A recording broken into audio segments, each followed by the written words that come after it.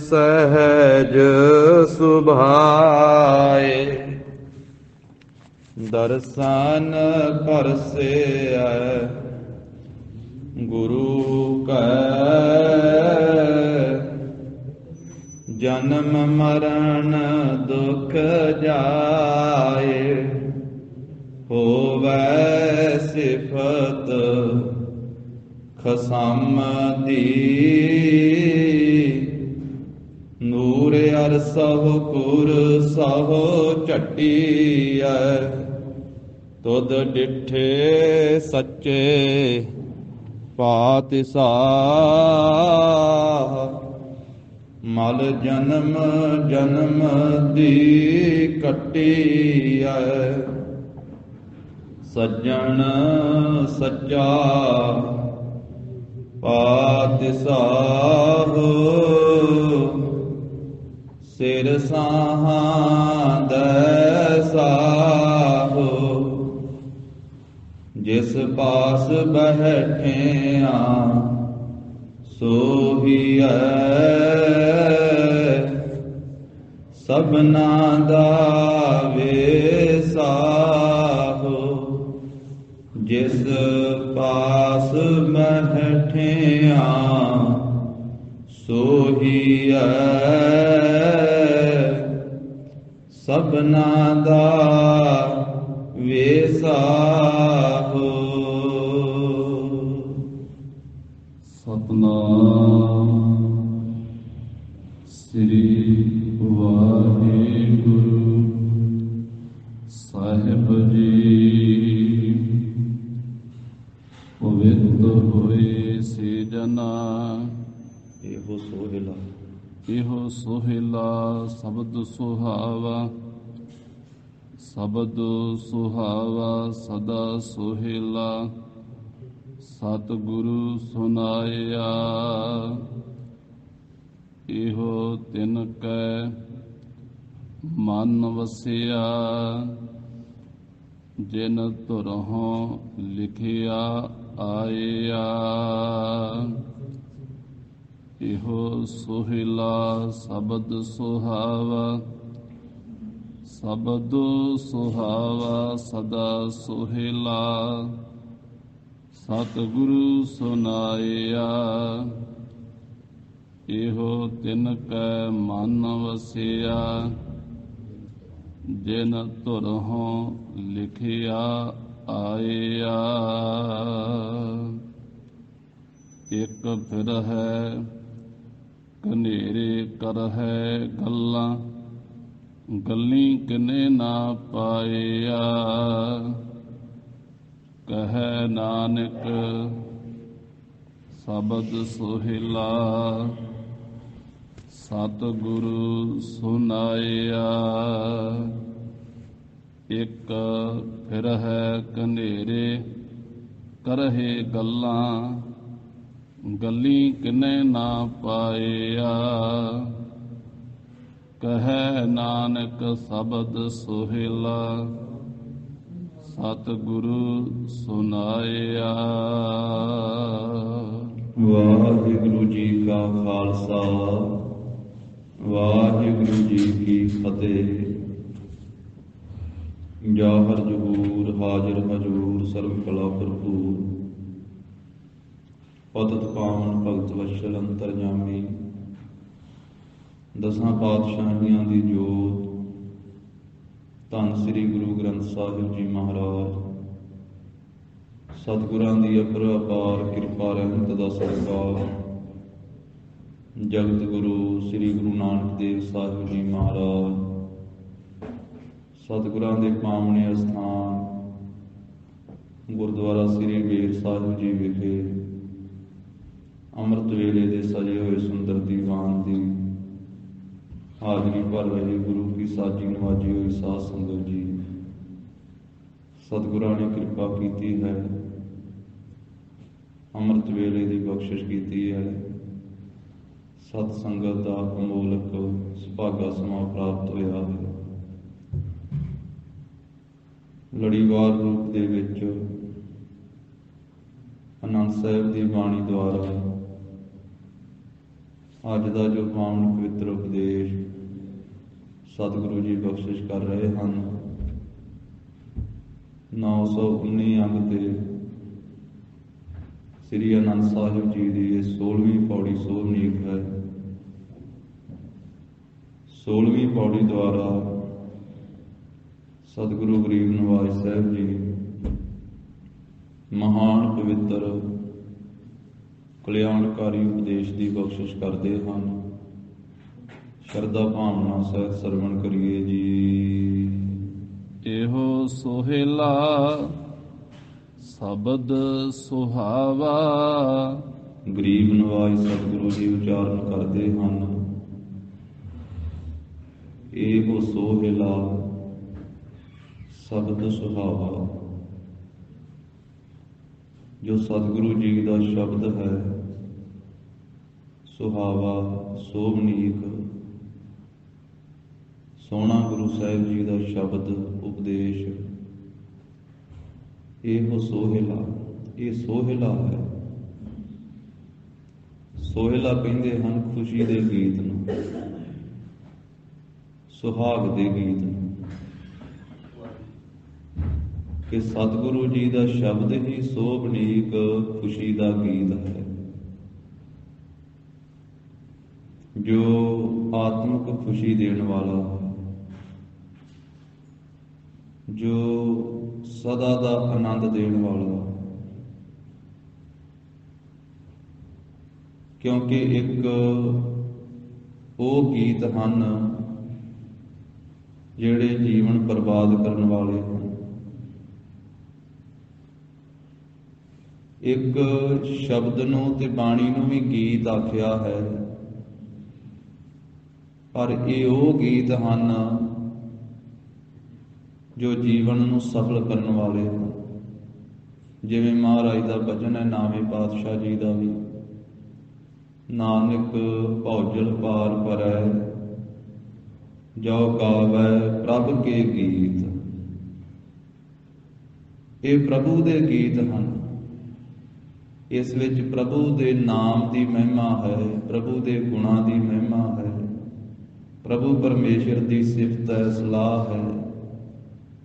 ਇਹ ਭੌਜਲ ਤੋਂ ਪਾਰ ਕਰਨ ਵਾਲੇ ਗੀਤ ਹਨ। ਤੇ ਸੋਹਿਲਾ ਕਿਹਾ ਜਾਂਦਾ ਹੈ ਉਸ ਗੀਤ ਨੂੰ ਜਿਹੜਾ ਵਿਆਹ ਦੇ ਮੌਕੇ ਤੇ ਗਾਇਆ ਜਾਂਦਾ ਸੀ, ਜਿਸ ਨੂੰ ਸੁਹਾਗ ਦਾ ਗੀਤ ਕਿਹਾ ਜਾਂਦਾ ਸੀ। ਔਰ ਇੱਕ ਬਾਣੀ ਦਾ ਨਾਮ ਹੀ ਸੋਹਿਲਾ ਹੈ, ਜੋ ਅਸੀਂ ਰਾਤ ਨੂੰ ਪੜ੍ਹ ਕੇ ਸੌਂਦੇ ਹਾਂ। ਨਿਤਨੇਮ ਦੀ ਬਾਣੀ, ਜਿਸ ਨੂੰ ਆਪਣੀ ਆਮ ਬੋਲੀ ਦੇ ਵਿੱਚ ਆਪਾਂ ਕੀਰਤਨ ਸੋਹਿਲਾ ਵੀ ਕਹਿੰਦੇ ਹਾਂ। ਉਂਝ ਸਰਲੇਖ ਇਕੱਲਾ ਸੋਹਿਲਾ ਹੀ ਹੈ। ਜਦੋਂ ਪੜ੍ਹਦੇ ਹਾਂ ਸੋਹਿਲਾ ਰਾਗ ਗੌੜੀ ਦੀਪ ਕੀ ਮਹੱਲਾ ਪਹਿਲਾ ਇੱਕ ਓੰਕਾਰ ਸਤਿਗੁਰ ਪ੍ਰਸਾਦ, ਉੱਥੇ ਸੋਹਿਲਾ ਹੀ ਸਤਿਗੁਰੂ ਜੀ ਨੇ ਲਿਖਿਆ। ਪਰ ਪੰਥ ਦੇ ਵਿੱਚ ਗੁਰਸਿੱਖ ਮਾਈ ਭਾਈ ਉਸ ਬਾਣੀ ਨੂੰ ਕੀਰਤਨ ਸੋਹਿਲਾ ਕਹਿ ਕੇ ਬੋਲਦੇ ਹਨ। ਤਾਂ ਕੀਰਤਨ ਸੋਹਿਲੇ ਦੀ ਪਾਵਨ ਬਾਣੀ ਜਿਹੜੀ ਰਾਤ ਵੇਲੇ ਪੜ੍ਹੀ ਜਾਂਦੀ ਹੈ, ਜਿਸ ਦਾ ਨਿਤਨੇਮ ਗੁਰੂ ਸਾਹਿਬ ਜੀ ਨੇ ਬਖਸ਼ਿਸ਼ ਕੀਤਾ ਕਿ ਸੌਣ ਤੋਂ ਪਹਿਲਾਂ ਪੜ੍ਹਨੀ, ਸੌਣ ਵੇਲੇ। ਉਸ ਮੌਕੇ ਤੇ ਉਹ ਬਾਣੀ ਪੜ੍ਹ ਕਰਕੇ ਗੁਰਸਿੱਖ ਫਿਰ ਸੌਂਦਾ ਹੈ, ਜਾਂ ਉਹ ਬਾਣੀ ਉਸ ਮੌਕੇ ਤੇ ਪੜ੍ਹੀ ਜਾਂਦੀ ਜਦੋਂ ਕੋਈ ਪ੍ਰਾਣੀ ਸੰਸਾਰ ਤੋਂ ਚਲਾਣਾ ਕਰ ਜਾਂਦਾ, ਉਹਦਾ ਅੰਤਮ ਸੰਸਕਾਰ ਕੀਤਾ ਜਾਂਦਾ, ਤੇ ਅੰਤਮ ਸੰਸਕਾਰ ਦੇ ਮੌਕੇ ਦੇ ਉੱਤੇ ਕੀਰਤਨ ਸੋਹਿਲੇ ਦੀ ਬਾਣੀ ਪੜ੍ਹੀ ਜਾਂਦੀ। ਤੇ ਉਸ ਪਵਿੱਤਰ ਬਾਣੀ ਦੇ ਪਹਿਲੇ ਸ਼ਬਦ ਦੇ ਵਿੱਚ ਮਹਾਰਾਜ ਸਾਹਿਬ ਜੀ ਨੇ ਉੱਥੇ ਵੀ ਸੋਹਿਲਾ ਸ਼ਬਦ ਬਹੁਤ ਵਾਰੀ ਵਰਤਿਆ, ਕਈ ਵਾਰੀ ਵਰਤਿਆ ਮਹਾਰਾਜ ਸਾਹਿਬ ਜੀ। ਤਾਂ ਉਸ ਸ਼ਬਦ ਦੇ ਵਿੱਚ ਵਿਆਹ ਦਾ ਪ੍ਰਕਰਨ ਹੈ। ਜਿਵੇਂ ਵਿਆਹ ਦੇ ਮੌਕੇ ਦੇ ਉੱਤੇ ਜੋ ਕੁਝ ਕੀਤਾ ਜਾਂਦਾ ਹੈ, ਵਿਆਹ ਦੇ ਮੌਕੇ ਦੇ ਉੱਤੇ ਵਿਆਹ ਦਾ ਦਿਨ ਜਿਹੜਾ ਉਹ ਬੰਨ੍ਹਿਆ ਜਾਂਦਾ ਹੈ, ਸਾਏ ਚਿੱਠੀ ਆਉਂਦੀ ਹੈ ਤੇ ਉਸ ਸ਼ਬਦ ਦੇ ਵਿੱਚ ਜੋ ਪਾਹੁਚਾ ਸ਼ਬਦ ਆਇਆ ਹੈ ਨਾ, ਪਾਹੁਚਾ, ਘਰ ਘਰ ਇਹੋ ਪਾਹੁਚਾ, ਉਹਦਾ ਅਰਥ ਹੀ ਸਾਏ ਚਿੱਠੀ ਹੈ ਕਿ ਘਰ ਘਰ ਵਿੱਚ ਸਾਏ ਚਿੱਠੀਆਂ ਆ ਰਹੀਆਂ ਵਿਆਹ ਦੇ ਮੌਕੇ ਦੇ ਉੱਤੇ। ਉਹ ਚਿੱਠੀ ਲਿਖ ਕਰਕੇ ਵਿਆਹ ਦਾ ਦਿਨ ਬੰਨ ਕਰਕੇ ਤਾਂ ਉਹ ਦੋਵਾਂ ਪਾਸਿਓਂ, ਉਹ ਲੜਕੇ ਵਾਲੇ ਪਾਸਿਓਂ ਇਸੇ ਪ੍ਰਕਾਰ ਉਹ ਲੜਕੀ ਦੇ ਪਰਿਵਾਰ ਵਾਲੇ ਪਾਸੇ ਭੇਜੀ ਜਾਂਦੀ ਹੈ ਤੇ ਉਹਦੇ ਵਿੱਚ ਲਿਖਿਆ ਹੁੰਦਾ ਹੈ ਵੀ ਪਤਾ ਤੇ ਉਸ ਦੋਵਾਂ ਪਰਿਵਾਰ ਸਲਾਹ ਦੇ ਨਾਲ ਹੀ ਸਾਰੀ ਗੱਲਬਾਤ ਹੁੰਦੀ ਹੈ, ਪਰ ਉਹਦੇ 'ਚ ਲਿਖਿਆ ਹੁੰਦਾ ਵੀ ਇੰਨੀ ਤਰੀਕ ਨੂੰ ਵਿਆਹ ਹੈ ਤੇ ਇੰਨੀ ਬਰਾਤ ਆਵੇਗੀ, ਇਸ ਸਮੇਂ ਦੇ ਉੱਤੇ ਵਿਆਹ ਹੋਵੇਗਾ। ਉਹ ਵਿਆਹ ਦਾ ਦਿਨ ਲਿਖਿਆ ਹੁੰਦਾ। ਤਾਂ ਮਹਾਰਾਜ ਸਾਹਿਬ ਜੀ ਨੇ ਮੌਤ ਦਾ ਜ਼ਿਕਰ ਕਰਦੇ ਹੋਇਆ ਮੌਤ ਨੂੰ ਉਸ ਦਿਨ ਦੇ ਨਾਲ, ਵਿਆਹ ਦੇ ਦਿਨ ਦੇ ਨਾਲ ਜ਼ਿਕਰ ਕੀਤਾ। ਹੁਣ ਜਦੋਂ ਥੋੜੇ ਜਿਹੇ ਦਿਨ ਰਹਿ ਜਾਂਦੇ ਹਨ ਤੇ ਵਿਆਹ ਹੋਣਾ ਹੈ ਤੇ ਫਿਰ ਜਿਸ ਲੜਕੀ ਦਾ ਵਿਆਹ ਹੋਣਾ ਹੁੰਦਾ ਉਸ ਘਰ ਦੇ ਵਿੱਚ ਮਾਈਆਂ ਬੀਬੀਆਂ ਬੈਠ ਕਰਕੇ ਫਿਰ ਉਹ ਸੁਹਾਗ ਦੇ ਗੀਤ ਗਾਉਂਦੀਆਂ। ਉਂਝ ਦੋਵਾਂ ਘਰਾਂ 'ਚ ਗਾਏ ਜਾਂਦੇ ਆ, ਲੜਕੀ ਵਾਲੇ ਪਾਸੇ ਵੀ ਤੇ ਲੜਕੀ ਵਾਲੇ ਪਾਸੇ ਵੀ ਗਾਏ ਜਾਂਦੇ। ਉਹ ਲੜਕੀ ਵਾਲੇ ਪਾਸੇ ਜਿਹੜੇ ਮਾਈਆਂ ਭੈਣਾਂ ਇਕੱਠੀਆਂ ਹੋ ਕਰਕੇ ਸ਼ਾਮ ਦੇ ਮੌਕੇ ਦੇ ਉੱਤੇ ਕੁਝ ਦਿਨ 5-7 ਦਿਨ ਗਾਉਂਦੀਆਂ ਨਾ ਵਿਆਹ ਤੋਂ ਪਹਿਲਾਂ, ਉਹਨੂੰ ਸੋਹਿਲਾ ਕਿਹਾ ਜਾਂਦਾ, ਉਹਨੂੰ ਸੁਹਾਗ ਦੇ ਗੀਤ ਆਖਿਆ ਜਾਂਦਾ। ਤੇ ਫਿਰ ਵਿਆਹ ਦੇ ਮੌਕੇ ਦੇ ਉੱਤੇ ਜਿਸ ਵੇਲੇ ਉਸ ਬੀਬੀ ਦਾ, ਵਿਆਹ ਵਾਲੀ ਭੈਣ ਦਾ ਇਸ਼ਨਾਨ ਕਰਵਾਇਆ ਜਾਂਦਾ ਤੇ ਉਹਦੇ ਸਿਰ ਦੇ ਵਿੱਚ ਤੇਲ ਪਾਇਆ ਜਾਂਦਾ, ਮਿਲ ਕਰ ਪਾਵੋ ਤੇਲ। ਉਹ ਸੰਸਾਰ ਦੀ ਇੱਕ ਰੀਤ ਹੈ, ਇੱਕ ਰਸਮ ਹੈ। ਉਹ ਸਿਰ ਵਿੱਚ ਤੇਲ ਪਾਇਆ ਜਾਂਦਾ, ਉਹ ਇਸ਼ਨਾਨ ਕਰਾਇਆ ਜਾਂਦਾ ਤੇ ਉਸ ਮੌਕੇ ਦੇ ਉੱਤੇ ਵੀ ਉਹ ਸੁਹਾਗ ਦੇ ਗੀਤ ਗਾਏ ਜਾਂਦੇ। ਉਹਦੇ ਵਿੱਚ ਇੱਕ ਤੇ ਅਸੀਸਾਂ ਹੁੰਦੀਆਂ ਉਹਨਾਂ ਗੀਤਾਂ ਦੇ ਵਿੱਚ ਕਿ ਤੂੰ ਆਪਣੇ ਹੁਣ ਸਹੁਰੇ ਘਰ ਵਿੱਚ ਜਾਣਾ ਹੈ, ਤੇਰਾ ਵਿਆਹ ਹੋ ਜਾਣਾ ਹੈ, ਪਤੀ ਨਾਲ ਮੇਲ ਮਿਲਾਪ ਹੋਣਾ ਹੈ, ਤੂੰ ਉੱਥੇ ਸੁਖੀ ਵਸੇ। ਇੱਕ ਵਿਛੋੜੇ ਦਾ ਭਾਵ ਹੁੰਦਾ ਹੈ, ਇਧਰੋਂ ਆਪਣੇ ਪੇਕੇ ਘਰ ਵੱਲੋਂ ਤੇਰਾ ਵਿਛੋੜਾ ਪੈ ਜਾਣਾ,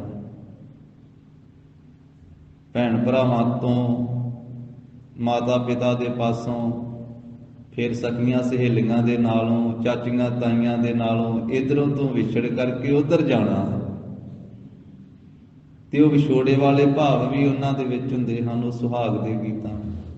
ਤਾਂ ਉਹਨਾਂ ਨੂੰ ਸੋਹਿਲੜੇ ਕਿਹਾ ਜਾਂਦਾ ਹੈ ਜਾਂ ਸੋਹਿਲਾ ਕਿਹਾ ਜਾਂਦਾ ਹੈ। ਤੇ ਸਤਿਗੁਰੂ ਇੱਥੇ ਕਹਿ ਰਹੇ ਆ ਵੀ ਸੋਹਿਲਾ ਅਸਲ ਵਿੱਚ ਕੀ ਹੈ? ਗੁਰੂ ਦਾ ਸ਼ਬਦ ਹੀ ਜਿਹੜਾ ਸੁਹਾਵਾ ਸੋਹਣੀ ਕਿ ਇਹੀ ਸੋਹਿਲਾ, ਇਹੀ ਸੁਹਾਗ ਦੇ ਗੀਤ ਆ, ਇਹੀ ਖੁਸ਼ੀ ਦੇ ਗੀਤ ਹਨ। ਤੇ ਮਹਾਰਾਜ ਸਾਹਿਬ ਜੀ ਨੇ ਆਖਿਆ ਵੀ ਅਸੀਂ ਸਾਰੇ ਜਿੰਨੇ ਵੀ ਆ ਨਾ, ਅਸੀਂ ਇਸਤਰੀ ਰੂਪ ਦੇ ਵਿੱਚ, ਮਹਾਰਾਜ ਨੇ ਆਖਿਆ ਵੀ ਜੀਵ ਸਾਰੇ ਇਸਤਰੀਆਂ ਹੀ ਹਨ, ਇਸਤਰੀ ਰੂਪ ਦੇ ਵਿੱਚ, ਤੇ ਪ੍ਰਮਾਤਮਾ ਪਤੀ ਹੈ। ਇਸ ਕਰਕੇ ਜੀਵ ਰੂਪ ਇਸਤਰੀ ਦਾ ਪ੍ਰਮਾਤਮਾ ਰੂਪੀ ਪਤੀ ਦੇ ਨਾਲ ਮੇਲ ਮਿਲਾਪ ਜਿਹੜਾ ਹੋ ਜਾਣਾ, ਇਹਨੂੰ ਵਿਆਹ ਆਖਿਆ ਹੈ। ਤੇ ਵਿਆਹ ਦੇ ਵਿੱਚ ਜਿਹੜੇ ਫਿਰ ਸੁਹਾਗ ਦੇ ਗੀਤ ਗਾਏ ਜਾਂਦੇ ਹਨ, ਉਹ ਕਿਹੜੇ ਆ? ਉਹ ਗੁਰੂ ਕਾ ਸ਼ਬਦ। ਗੁਰੂ ਕਾ ਸ਼ਬਦ ਹੀ ਸੋਹਿਲਾ ਹੈ, ਗੁਰੂ ਕਾ ਸ਼ਬਦ ਹੀ ਸੁਹਾਗ ਦੇ ਗੀਤ ਹਨ, ਗੁਰੂ ਕਾ ਸ਼ਬਦ ਹੀ ਪਤੀ ਪਰਮਾਤਮਾ ਨਾਲ ਮਿਲਣ ਵਾਲਾ ਗੀਤ ਹੈ। ਇਹੋ ਸੋਹਿਲਾ ਸ਼ਬਦ ਸੁਹਾਵਾ। ਇਹਨਾਂ ਸ਼ਬਦਾਂ ਨੂੰ ਗਾ ਕਰਕੇ, ਸ਼ਬਦਾਂ ਨੂੰ ਵਿਚਾਰ ਕਰਕੇ, ਗੁਰੂ ਕੇ ਸ਼ਬਦਾਂ ਨੂੰ ਹਿਰਦੇ ਵਿੱਚ ਵਸਾ ਕਰਕੇ ਅਸੀਂ ਪਰਮਾਤਮਾ ਪਤੀ ਦੇ ਨਾਲ ਮਿਲ ਸਕਦੇ ਹਾਂ। ਸਾਡਾ ਜੀਵ ਰੂਪ ਇਸਤਰੀਆਂ ਦਾ ਪਰਮਾਤਮਾ ਰੂਪ ਪਤੀ ਦੇ ਨਾਲ ਮਿਲਾਪ ਰੂਪੀ ਆਨੰਦ ਕਾਰਜ ਹੋ ਸਕਦਾ ਹੈ। ਮਿਲਾਪ ਰੂਪੀ ਵਿਆਹ ਹੋ ਜਾਵੇਗਾ। ਇਹ ਸ਼ਬਦ ਸਾਨੂੰ ਮਿਲਾਉਣ ਵਾਲੇ ਹਨ। ਠਾਕੁਰ ਏਕ ਸਬਾਈ ਨਾਰ, ਉਹ ਮਾਲਕ ਇੱਕੋ ਇੱਕ ਪ੍ਰਮਾਤਮਾ ਪਤੀ ਹੈ। ਗੁਰਬਾਣੀ ਵਿੱਚ ਉਸ ਨੂੰ ਠਾਕੁਰ ਵੀ ਆਖਿਆ ਹੈ ਤੇ ਖਸਮ ਵੀ ਆਖਿਆ ਹੈ। ਠਾਕੁਰ ਦਾ ਅਰਥ ਵੀ ਮਾਲਕ ਹੈ, ਖਸਮ ਦਾ ਅਰਥ ਵੀ ਮਾਲਕ ਹੈ, ਤੇ ਕਈਆਂ ਇਲਾਕਿਆਂ ਦੇ ਵਿੱਚ ਪਤੀ ਨੂੰ ਵੀ ਖਸਮ ਕਿਹਾ ਜਾਂਦਾ ਹੈ। ਤੇ ਗੁਰਬਾਣੀ ਅੰਦਰ ਮਹਾਰਾਜ ਕਹਿੰਦੇ ਹੋਵੈ ਸਿਫਤ ਖਸਮ ਦੀ, ਨੂਰ ਅਰਸਹੁ ਕੁਰਸਹੁ ਝੱਟੀਐ, ਤੁਧ ਡਿਠੇ ਸੱਚੇ ਪਾਤਸ਼ਾਹ, ਮਲ ਜਨਮ ਜਨਮ ਦੀ ਕੱਟੀਐ। ਖਸਮ ਕਹੀਏ ਖਸਮ, ਖਸਮ ਕਹੀਏ ਮਾਲਕ ਪਤੀ, ਪਰਮਾਤਮਾ ਪਤੀ ਹੈ। ਇਹ ਵੀ ਆਖਿਆ ਹੈ ਖਸਮ ਛੋੜ ਦੂਜਾ ਲੱਗੇ, ਡੁੱਬੇ ਸੇ ਵਣਜਾਰਿਆ। ਤਾਂ ਸੋਹਿਲਾ ਬਾਣੀ ਦੇ ਅੰਦਰ ਮਹਾਰਾਜ ਸਾਹਿਬ ਜੀ ਨੇ ਸੋਹਿਲੇ ਦੀ ਵਿਆਖਿਆ ਕਰਦਿਆਂ ਹੋਇਆਂ ਐਸਾ ਫਰਮਾਇਆ, ਜੈ ਘਰ ਕੀਰਤ ਆਖੀਐ, ਕਰਤੇ ਕਾ ਹੋਏ ਵਿਚਾਰੋ, ਤਿਤ ਘਰ ਗਾਵਹੁ ਸੋਹਿਲਾ, ਸਿਵਰਿਹੁ ਸਿਰਜਣਹਾਰੋ। ਮਹਾਰਾਜ ਕਹਿੰਦੇ ਜਿਸ ਘਰ ਦੇ ਵਿੱਚ, ਸਤ ਸੰਗਤ ਰੂਪੀ ਘਰ ਦੇ ਵਿੱਚ ਕਰਤਾਰ ਦੀ ਕੀਰਤੀ ਆਖੀ ਜਾਂਦੀ ਹੈ। ਜੈ ਘਰ ਕੀਰਤ ਆਖੀ ਹੈ। ਕਰਤੇ ਕਾ ਹੋਏ ਵਿਚਾਰੋ, ਤੇ ਉਸ ਕਰਤੇ ਪੁਰਖ ਦਾ ਵਿਚਾਰ ਕੀਤਾ ਜਾਂਦਾ ਹੈ। ਕਰਤੇ ਦੀ ਵਿਚਾਰ ਹੁੰਦੀ ਹੈ ਜਿਸ ਸਤ ਸੰਗਤ ਰੂਪੀ ਘਰ ਦੇ ਵਿੱਚ, ਜੋ ਸਾਰੀ ਸ੍ਰਿਸ਼ਟੀ ਨੂੰ ਪੈਦਾ ਕਰਨ ਵਾਲਾ ਕਰਤਾ ਹੈ। ਉਸ ਸਤ ਸੰਗਤ ਰੂਪੀ ਘਰ ਦੇ ਵਿੱਚ ਮਿਲ ਕਰਕੇ ਤਿਤ ਘਰ ਗਾਵਹੁ ਸੋਹਿਲਾ। ਮਹਾਰਾਜ ਕਹਿੰਦੇ ਇਹ ਖੁਸ਼ੀ ਦਾ ਗੀਤ, ਇਹ ਸ਼ਬਦ ਉਸ ਸਤ ਸੰਗਤ ਰੂਪੀ ਘਰ ਵਿੱਚ ਮਿਲ ਕਰਕੇ ਭਾਈ ਤੁਸੀਂ ਵੀ ਗਾਉਣਾ ਕਰੋ। ਸਿਵਰਿਹੁ ਸਿਰਜਣਹਾਰੋ, ਤੇ ਜੋ ਸਾਨੂੰ ਸਿਰਜਣਹਾਰ ਹੈ, ਪੈਦਾ ਕਰਨਹਾਰ ਹੈ, ਸਾਰੀ ਸ੍ਰਿਸ਼ਟੀ ਦਾ ਸਿਰਜਣਹਾਰ ਹੈ, ਉਸ ਸਿਰਜਣਹਾਰ ਦਾ ਸਿਮਰਨ ਕਰੋ ਸਤ ਸੰਗਤ ਰੂਪੀ ਘਰ ਵਿੱਚ ਮਿਲ ਕਰਕੇ।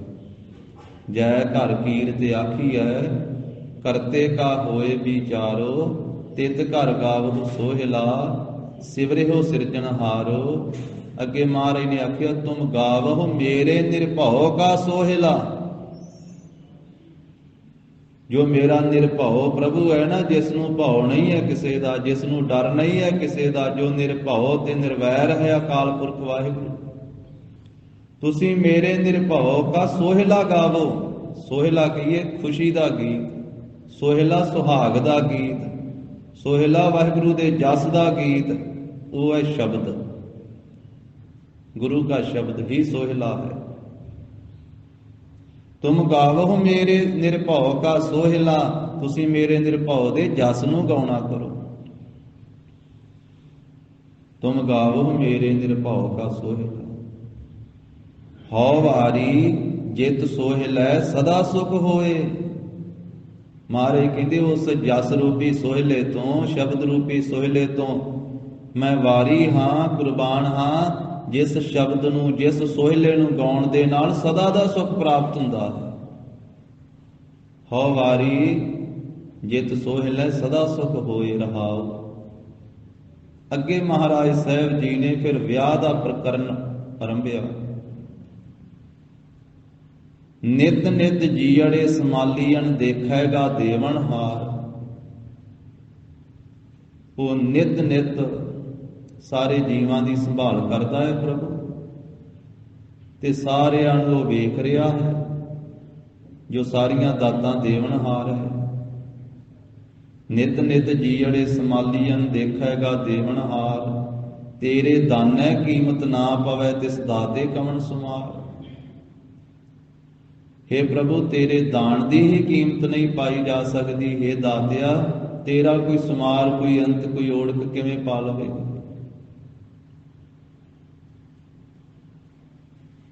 ਸੰਬਤ ਸਾਹਾ ਲਿਖਿਆ ਮਿਲ ਕਰ ਪਾਵਹੁ ਤੇਲ। ਉਹ ਸੰਬਤ ਸਾਲ ਕਿ ਜਿਸ ਸਾਲ ਦੇ ਵਿੱਚ ਵਿਆਹ ਹੋਣਾ ਉਹ ਲਿਖਿਆ ਹੈ, ਉਹ ਸਾਹਾ ਲਿਖਿਆ ਹੈ, ਵਿਆਹ ਦਾ ਦਿਨ ਜਿਹੜਾ ਉਹ ਮੁਕਰਰ ਕੀਤਾ ਹੈ।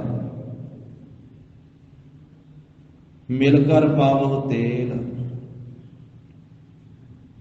ਤੇ ਵਿਆਹ ਵਾਲੀ ਉਹ ਬੱਚੀ, ਵਿਆਹ ਵਾਲੀ ਬੀਬੀ ਆਖਦੀ ਹੈ ਸਖੀਆਂ ਸਹੇਲੀਆਂ ਨੂੰ ਕਿ ਤੁਸੀਂ ਮਿਲ ਕਰਕੇ ਹੁਣ ਮੇਰਾ ਇਸ਼ਨਾਨ ਕਰਾਓ ਤੇ ਮੇਰੇ ਕੇਸਾਂ ਦੇ ਵਿੱਚ ਤੇਲ ਪਾਓ। ਇਹ ਬਾਹਰੀ ਵਿਆਹ ਦਾ ਪ੍ਰਕਰਨ ਕਥਨ ਕਰਕੇ ਸਤਿਗੁਰੂ ਜੀ ਕਹਿੰਦੇ ਭਾਈ ਸਾਰਿਆਂ ਦਾ ਸੰਬਤ ਤੇ ਸਾਹਾ ਲਿਖਿਆ ਹੋਇਆ ਹੈ। ਭਾਵ ਜਿਸ ਵੇਲੇ ਇਸ ਜੀਵ ਨੇ ਲੋਕ ਤੋਂ ਪ੍ਰਲੋਕ ਵੱਲ ਨੂੰ ਜਾਣਾ ਹੈ, ਜਿਸ ਦਿਨ ਇਸ ਨੂੰ ਮੌਤ ਰੂਪੀ ਲਾੜੇ ਨੇ ਵਿਆਹੁਣ ਵਾਸਤੇ ਆਉਣਾ ਹੈ ਨਾ, ਉਹ ਸਾਲ ਵੀ ਲਿਖਿਆ ਹੋਇਆ ਹੈ, ਉਹ ਦਿਨ ਵੀ ਲਿਖਿਆ ਹੋਇਆ। ਗੱਲ ਮੌਤ ਦੀ ਕੀਤੀ ਹੈ ਪਰ ਵਿਆਹ ਦੇ ਜ਼ਿਕਰ ਦੁਆਰਾ ਕੀਤੀ ਹੈ। ਸੰਬਤ ਸਾਹਾ ਲਿਖਿਆ ਮਿਲ ਕਰ ਪਾਵੋ ਤੇਲ, ਕਿਉਂਕਿ ਉਸ ਮੌਕੇ ਦੇ ਉੱਤੇ ਜਦੋਂ ਵਿਆਹ ਵਾਲੀ ਉਸ ਲੜਕੀ ਦਾ ਇਸ਼ਨਾਨ ਕਰਵਾਇਆ ਜਾਂਦਾ ਹੈ ਮਿਲ ਕਰਕੇ ਮਾਈਆਂ ਬੀਬੀਆਂ, ਤੇ ਆਮ ਬੋਲੀ ਵਿੱਚ ਕਹਿੰਦੇ ਹਨ ਕਿ ਮਾਈਏ ਪਾਉਣਾ ਹੈ। ਫਿਰ ਕੇਸਾਂ ਵਿੱਚ ਤੇਲ ਆਦਿਕ ਪਾਇਆ ਜਾਂਦਾ ਹੈ। ਇਹ ਸੰਸਾਰ ਦੀ ਇੱਕ ਰੀਤ ਹੈ, ਸੰਸਾਰ ਦਾ ਇੱਕ ਰਿਵਾਜ ਹੈ। ਉਹਦਾ ਜ਼ਿਕਰ ਕਰਦੇ ਹੋਏ ਮਹਾਰਾਜ ਸਾਹਿਬ ਜੀ ਉਪਦੇਸ਼ ਦਿੰਦੇ ਪਰਮਾਰਥ ਦਾ। ਦੇਹੋ ਸੱਜਣ ਅਸੀਸੜੀਆਂ ਜਿਉ ਹੋਵੈ ਸਾਹਿਬ ਸਿਉ ਮੇਲ। ਫਿਰ ਨਾਲ ਤਾਂ ਉਹਦਾ ਇਸ਼ਨਾਨ ਕਰਵਾਇਆ ਜਾਂਦਾ ਹੈ ਤੇ ਨਾਲੇ ਅਸੀਸਾਂ ਦਿੱਤੀਆਂ ਜਾਂਦੀਆਂ, ਨਾਲੇ ਸੁਹਾਗ ਦੇ ਗੀਤ ਗਾਏ ਜਾਂਦੇ ਆ। ਉਹਨਾਂ ਨੂੰ ਸੋਹਿਲਾ ਕਿਹਾ ਜਾਂਦਾ, ਸੋਹਿਲੜੇ ਕਿਹਾ ਜਾਂਦਾ। ਤੇ ਸਤਿਗੁਰੂ ਕਹਿੰਦੇ ਹਨ ਇਸੇ ਤਰ੍ਹਾਂ ਸਤ ਸੰਗਤ ਰੂਪੀ ਘਰ ਵਿੱਚ ਮਿਲ ਕਰਕੇ ਗੁਰੂ ਕੇ ਸ਼ਬਦ ਰੂਪੀ ਸੋਹਿਲੇ ਨੂੰ ਗਾਉਣਾ ਕਰੋ ਤੇ ਪ੍ਰਮਾਤਮਾ ਪਤੀ ਦੇ ਨਾਲ ਮੇਲ ਮਿਲਾਪ ਹੋ ਜਾਵੇ। ਉਹ ਸੁਹਾਗ ਦੇ ਗੀਤ ਉਸ ਮੌਕੇ ਤੇ ਗਾਏ ਜਾਂਦੇ ਆ ਜਿਸ ਵੇਲੇ ਲੜਕੀ ਦਾ ਵਿਆਹ ਹੋਣਾ ਹੁੰਦਾ ਹੈ ਤੇ ਉਹਦਾ ਪਤੀ ਦੇ ਨਾਲ ਮੇਲ ਮਿਲਾਪ ਹੋਣਾ ਹੁੰਦਾ ਹੈ। ਇਸ ਕਰਕੇ ਗੁਰੂ ਦਾ ਸ਼ਬਦ ਹੀ ਸੋਹਿਲਾ ਹੈ। ਸਤ ਸੰਗਤ ਰੂਪੀ ਘਰ ਦੇ ਵਿੱਚ ਮਿਲ ਕਰਕੇ ਇਹਨਾਂ ਸ਼ਬਦਾਂ ਰੂਪੀ ਸੋਹਿਲੇ ਨੂੰ ਗਾਓ ਕਿ ਪ੍ਰਮਾਤਮਾ ਪਤੀ ਦੇ ਨਾਲ ਮੇਲ ਮਿਲਾਪ ਹੋ ਜਾਵੇ। ਇਹ ਜੀਵਨ ਹੀ ਮਨੁੱਖਾ ਜਨਮ ਹੀ ਮਿਲਿਆ ਹੈ ਪ੍ਰਮਾਤਮਾ ਪਤੀ ਦੇ ਨਾਲ ਮਿਲਣ ਵਾਸਤੇ। ਔਰ ਗੁਰਬਾਣੀ ਵਿੱਚ ਮਹਾਰਾਜ ਸਾਹਿਬ ਜੀ ਨੇ ਅਨੇਕ ਵਾਰੀ ਐਸੇ ਪ੍ਰਕਰਨ ਦੁਆਰਾ ਉਪਦੇਸ਼ ਬਖਸ਼ਿਆ ਹੈ ਕਿ ਜੀਵ ਸਾਰੇ ਇਸਤਰੀ ਨਿਆਈ ਆ ਤੇ ਪ੍ਰਮਾਤਮਾ ਪਤੀ ਹੈ ਸਾਰਿਆਂ ਦਾ, ਉਹ ਮਾਲਕ ਹੈ।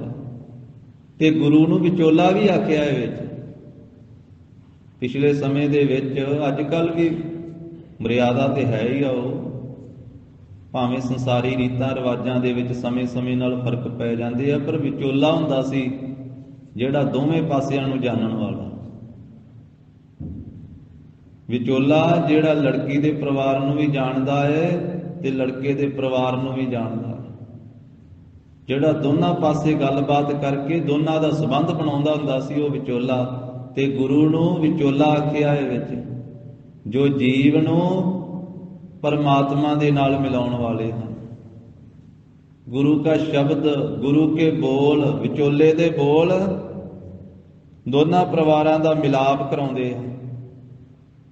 ਤੇ ਗੁਰੂ ਕੇ ਸ਼ਬਦ ਜੀਵ ਤੇ ਈਸ਼ਵਰ ਦਾ ਮਿਲਾਪ ਕਰਾਉਣ ਵਾਲੇ ਹਨ। ਇਸ ਜੀਵ ਨੂੰ ਪ੍ਰਮਾਤਮਾ ਦੇ ਨਾਲ ਮਿਲਣ ਵਾਲੇ ਗੁਰੂ ਕੇ ਬੋਲ ਹਨ।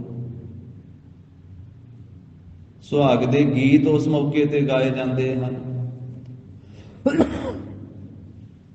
ਉਹਨਾਂ ਵਿੱਚ ਅਸੀਸਾਂ ਹੁੰਦੀਆਂ। ਮਹਾਰਾਜ ਕਹਿੰਦੇ ਸਤ ਸੰਗਤ ਕਰਦਿਆਂ ਤੁਸੀਂ ਵੀ ਗੁਰਮੁਖਾਂ ਸਖੀਆਂ ਸਹੇਲੀਆਂ ਦੇ ਪਾਸੋਂ ਅਸੀਸਾਂ ਪ੍ਰਾਪਤ ਕਰੋ। ਇਹ ਬੇਨਤੀ ਕਰੋ, ਦੇਹੋ ਸੱਜਣ ਅਸੀਸੜੀਆਂ ਜਿਉ ਹੋਵੈ ਸਾਹਿਬ ਸਿਉ ਮੇਲ। ਜਿਵੇਂ ਮਾਲਕ ਦੇ ਨਾਲ ਮੇਲ ਹੋ ਜਾਵੇ, ਪ੍ਰਮਾਤਮਾ ਪਤੀ ਦੇ ਨਾਲ ਮੇਲ ਹੋ ਜਾਵੇ। ਅੱਗੇ ਮਹਾਰਾਜ ਨੇ ਬਚਨ ਕੀਤਾ, ਘਰ ਘਰ ਇਹੋ ਪਾਹੁਚਾ ਸੱਦੜੇ ਨਿਤ ਭਵਨ। ਜਿਵੇਂ ਸੰਸਾਰ ਦਾ ਨਿਯਮ ਹੈ, ਸੰਸਾਰ ਦੀ ਰੀਤ ਹੈ, ਵਿਆਹ ਦੇ ਮੌਕੇ ਦੇ ਉੱਤੇ ਉਹ ਸਾਏ ਚਿੱਠੀ ਆਉਂਦੀ ਹੈ। ਜਿਸ ਘਰ ਦੇ ਵਿੱਚ ਵਿਆਹ ਰੱਖਿਆ ਹੁੰਦਾ ਹੈ, ਇਸੇ ਤਰ੍ਹਾਂ ਹੀ ਮਹਾਰਾਜ ਕਹਿੰਦੇ ਹਰੇਕ ਘਰ ਦੇ ਵਿੱਚ ਮੌਤ ਦੀ ਸਾਏ ਚਿੱਠੀ ਵੀ ਆ ਰਹੀ ਹੈ। ਹਰੇਕ ਘਰ ਵਿੱਚ ਸੱਦਾ ਆ ਰਿਹਾ ਹੈ। ਜਿਵੇਂ ਸੰਸਾਰ ਦੇ ਵਿੱਚ ਕਦੀ ਕਿਸੇ ਘਰ ਦੇ ਵਿੱਚ ਵਿਆਹ ਦਾ ਦਿਨ ਹੁੰਦਾ ਹੈ, ਕਿਸੇ ਸਾਲ ਕਿਸੇ ਘਰ ਵਿੱਚ ਵਿਆਹ ਦਾ ਦਿਨ ਹੁੰਦਾ ਹੈ, ਇਸੇ ਤਰ੍ਹਾਂ ਹੀ ਸੰਸਾਰ ਦੇ ਵਿੱਚ ਮੌਤ ਰੂਪੀ ਸਾਰੀ ਚਿੱਠੀ ਵੀ ਘਰ ਘਰ ਵਿੱਚ ਹੀ ਆ ਰਹੀ ਹੈ। ਪ੍ਰਮਾਤਮਾ ਦਾ ਸੱਦਾ ਵੀ ਘਰ ਘਰ ਵਿੱਚ ਹੀ ਆ ਰਿਹਾ। ਉਹ ਸੱਚਾਈ ਚਿੱਠੀ ਨੂੰ ਗੁਰਬਾਣੀ ਚ ਆਖਿਆ ਪਾਹੁਚਾ, ਸੱਦਾ, ਮੌਤ ਦਾ ਸੱਦਾ, ਵਿਆਹ ਦੀ ਸਾਰੀ ਚਿੱਠੀ। ਘਰ ਘਰ ਇਹੋ ਪਾਹੁਚਾ, ਸੱਦੜੇ ਨਿਤ ਪਵਨ। ਇਕੱਠੀਆਂ ਰਹਿੰਦੀਆਂ ਸਕੀਆਂ ਸਹੇਲੀਆਂ, ਪਰ ਵਾਰੀ-ਵਾਰੀ ਸਮੇਂ ਦੇ ਨਾਲ ਜਿਹੜਾ ਦਿਨ ਵਿਆਹ ਹੁੰਦਾ, ਸਾਰਿਆਂ ਦਾ ਵਾਰੀ-ਵਾਰੀ ਵਿਆਹ ਹੋ ਜਾਂਦਾ ਹੈ। ਪੇਕੇ ਘਰ ਤੋਂ ਸਹੁਰੇ ਘਰ ਦੇ ਵਿੱਚ ਚਲੇ ਜਾਂਦੀਆਂ। ਇਸੇ ਤਰ੍ਹਾਂ ਇਹ ਜੀਵ ਆਏ ਵੀ ਸੰਸਾਰ ਦੇ ਵਿੱਚ ਵਾਰੀ-ਵਾਰੀ ਤੇ ਵਾਰੀ-ਵਾਰੀ ਸੰਸਾਰ ਤੋਂ ਜਾ ਰਹੇ। ਰਾਣਾ ਰਾਉ ਨਾ ਕੋ ਰਹੈ, ਰੰਗ ਨਾ ਤੁੰਗ ਫਕੀਰ, ਵਾਰੀ ਆਪੋ ਆਪਣੀ ਕੋਏ ਨਾ ਬੰਧੈ ਧੀਰ। ਸਭ ਦਾ ਵਾਰੀ-ਵਾਰੀ ਵਿਆਹ ਹੋ ਰਿਹਾ। ਤੇ ਮਹਾਰਾਜ ਕਹਿੰਦੇ ਵੀ ਜੋ ਸੱਦਣ ਆ ਰਹਾ ਉਹਦਾ ਸਿਮਰਨ ਕਰੀਏ, ਕਿਉਂਕਿ ਸਾਡੇ ਵੀ ਵਿਆਹ ਦੇ ਦਿਨ ਨੇੜੇ ਆਉਂਦੇ ਜਾਂਦੇ। ਗੱਲ ਵਿਆਹ ਦੀ ਕੀਤੀ ਹੈ, ਸੁਨੇਹਾ ਮੌਤ ਦਾ ਦਿੱਤਾ ਹੈ। ਸਤਿਗੁਰੂ ਕਹਿੰਦੇ ਵੀ ਜਿਸ ਨੇ ਸਾਰੀ ਚਿੱਠੀ ਭੇਜਣੀ ਹੈ ਨਾ, ਮੌਤ ਦਾ ਦਿਨ ਜਿਸ ਦੇ ਹੁਕਮ ਦੇ ਵਿੱਚ ਹੈ, ਉਹਦਾ ਸਿਮਰਨ ਕਰੀਏ ਜਿਨਨੇ ਸੱਦਣਾ ਸਾਨੂੰ। ਘਰ ਘਰ ਇਹੋ ਪਾਹੁਚਾ, ਸੱਦੜੇ ਨਿਤ ਪਵਨ, ਸੱਦਣ ਹਾਰਾ ਸਿਮਰਿਐ, ਨਾਨਕ ਸੇ ਦੇਹ ਆਵਨ। ਧੰਨ ਗੁਰੂ ਨਾਨਕ ਸਾਹਿਬ ਕਹਿੰਦੇ ਉਹ ਦਿਨ ਆ ਰਹੇ ਹਨ, ਕਿਉਂਕਿ ਦਿਨ ਜਦੋਂ ਬੰਨ ਲਿਆ ਜਾਵੇ, ਮਿਥ ਲਿਆ ਜਾਵੇ ਵੀ ਵਿਆਹ ਦਾ ਆਹ ਦਿਨ ਹੈ, ਤੇ ਫਿਰ ਉਹ ਦਿਨ ਨੇੜੇ ਆਉਂਦੇ ਜਾਂਦੇ। ਬੱਧੀ ਹੋਈ ਤਰੀਕ ਜਿਹੜੀ ਹੈ ਉਹ ਨੇੜੇ ਆਉਂਦੀ ਜਾਂਦੀ ਹੈ। ਤੇ ਸਤਿਗੁਰੂ ਕਹਿੰਦੇ ਹਰੇਕ ਜੀਵ ਦੇ ਜਿਹੜਾ ਸਾਏ ਚਿੱਠੀ ਹੈ ਨਾ, ਉਹ ਤਰੀਕ ਸਾਹਾ ਬੰਨਿਆ ਹੋਇਆ ਹੈ। ਮੌਤ ਦਾ ਦਿਨ ਜਿਹੜਾ ਹਰ ਇੱਕ ਦਾ ਪਹਿਲਾਂ ਹੀ ਲਿਖ ਕੇ ਕਰਤਾ ਪੁਰਖ ਨੇ ਫਿਰ ਸੰਸਾਰ ਵਿੱਚ ਭੇਜਿਆ। ਮਰਨ ਲਿਖਾਏ ਮੰਡਲ ਮਹਿ ਆਏ, ਮਰਨਾ ਲਿਖਾ ਕੇ ਜੀਵ ਸਾਰੇ ਸੰਸਾਰ ਮੰਡਲ ਵਿੱਚ ਆਏ। ਮੌਤ ਦਾ ਜ਼ਿਕਰ ਕਰਦਿਆਂ ਹੋਇਆਂ ਬਾਬਾ ਸੇਖ ਫਰੀਦ ਸਾਹਿਬ ਜੀ ਨੇ ਵੀ ਵਿਆਹ ਦੇ ਪ੍ਰਕਰਨ ਦੁਆਰਾ ਹੀ ਉਪਦੇਸ਼ ਦਿੱਤਾ। ਸੇਖ ਫਰੀਦ ਸਾਹਿਬ ਜੀ ਦੇ ਪਾਵਨ ਬੋਲ ਹਨ, ਜਿੱਤ ਦਿਹਾੜੈ ਧਨ ਵਰੀ, ਸਾਹੇ ਲਏ ਲਿਖਾਏ।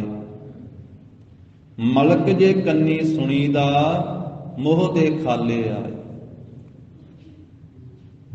ਅੱਗੇ ਬਚਨ ਕੀਤਾ ਹੈ, ਜਿੰਦ ਨਿਮਾਣੀ ਕੱਢੀਐ, ਹੱਡਾ ਕੂਕੜ ਕਾਏ, ਸਾਹੇ ਲਿਖੇ ਨਾ ਚੱਲਣੀ, ਜਿੰਦੂ ਤੂੰ ਸਮਝਾਏ।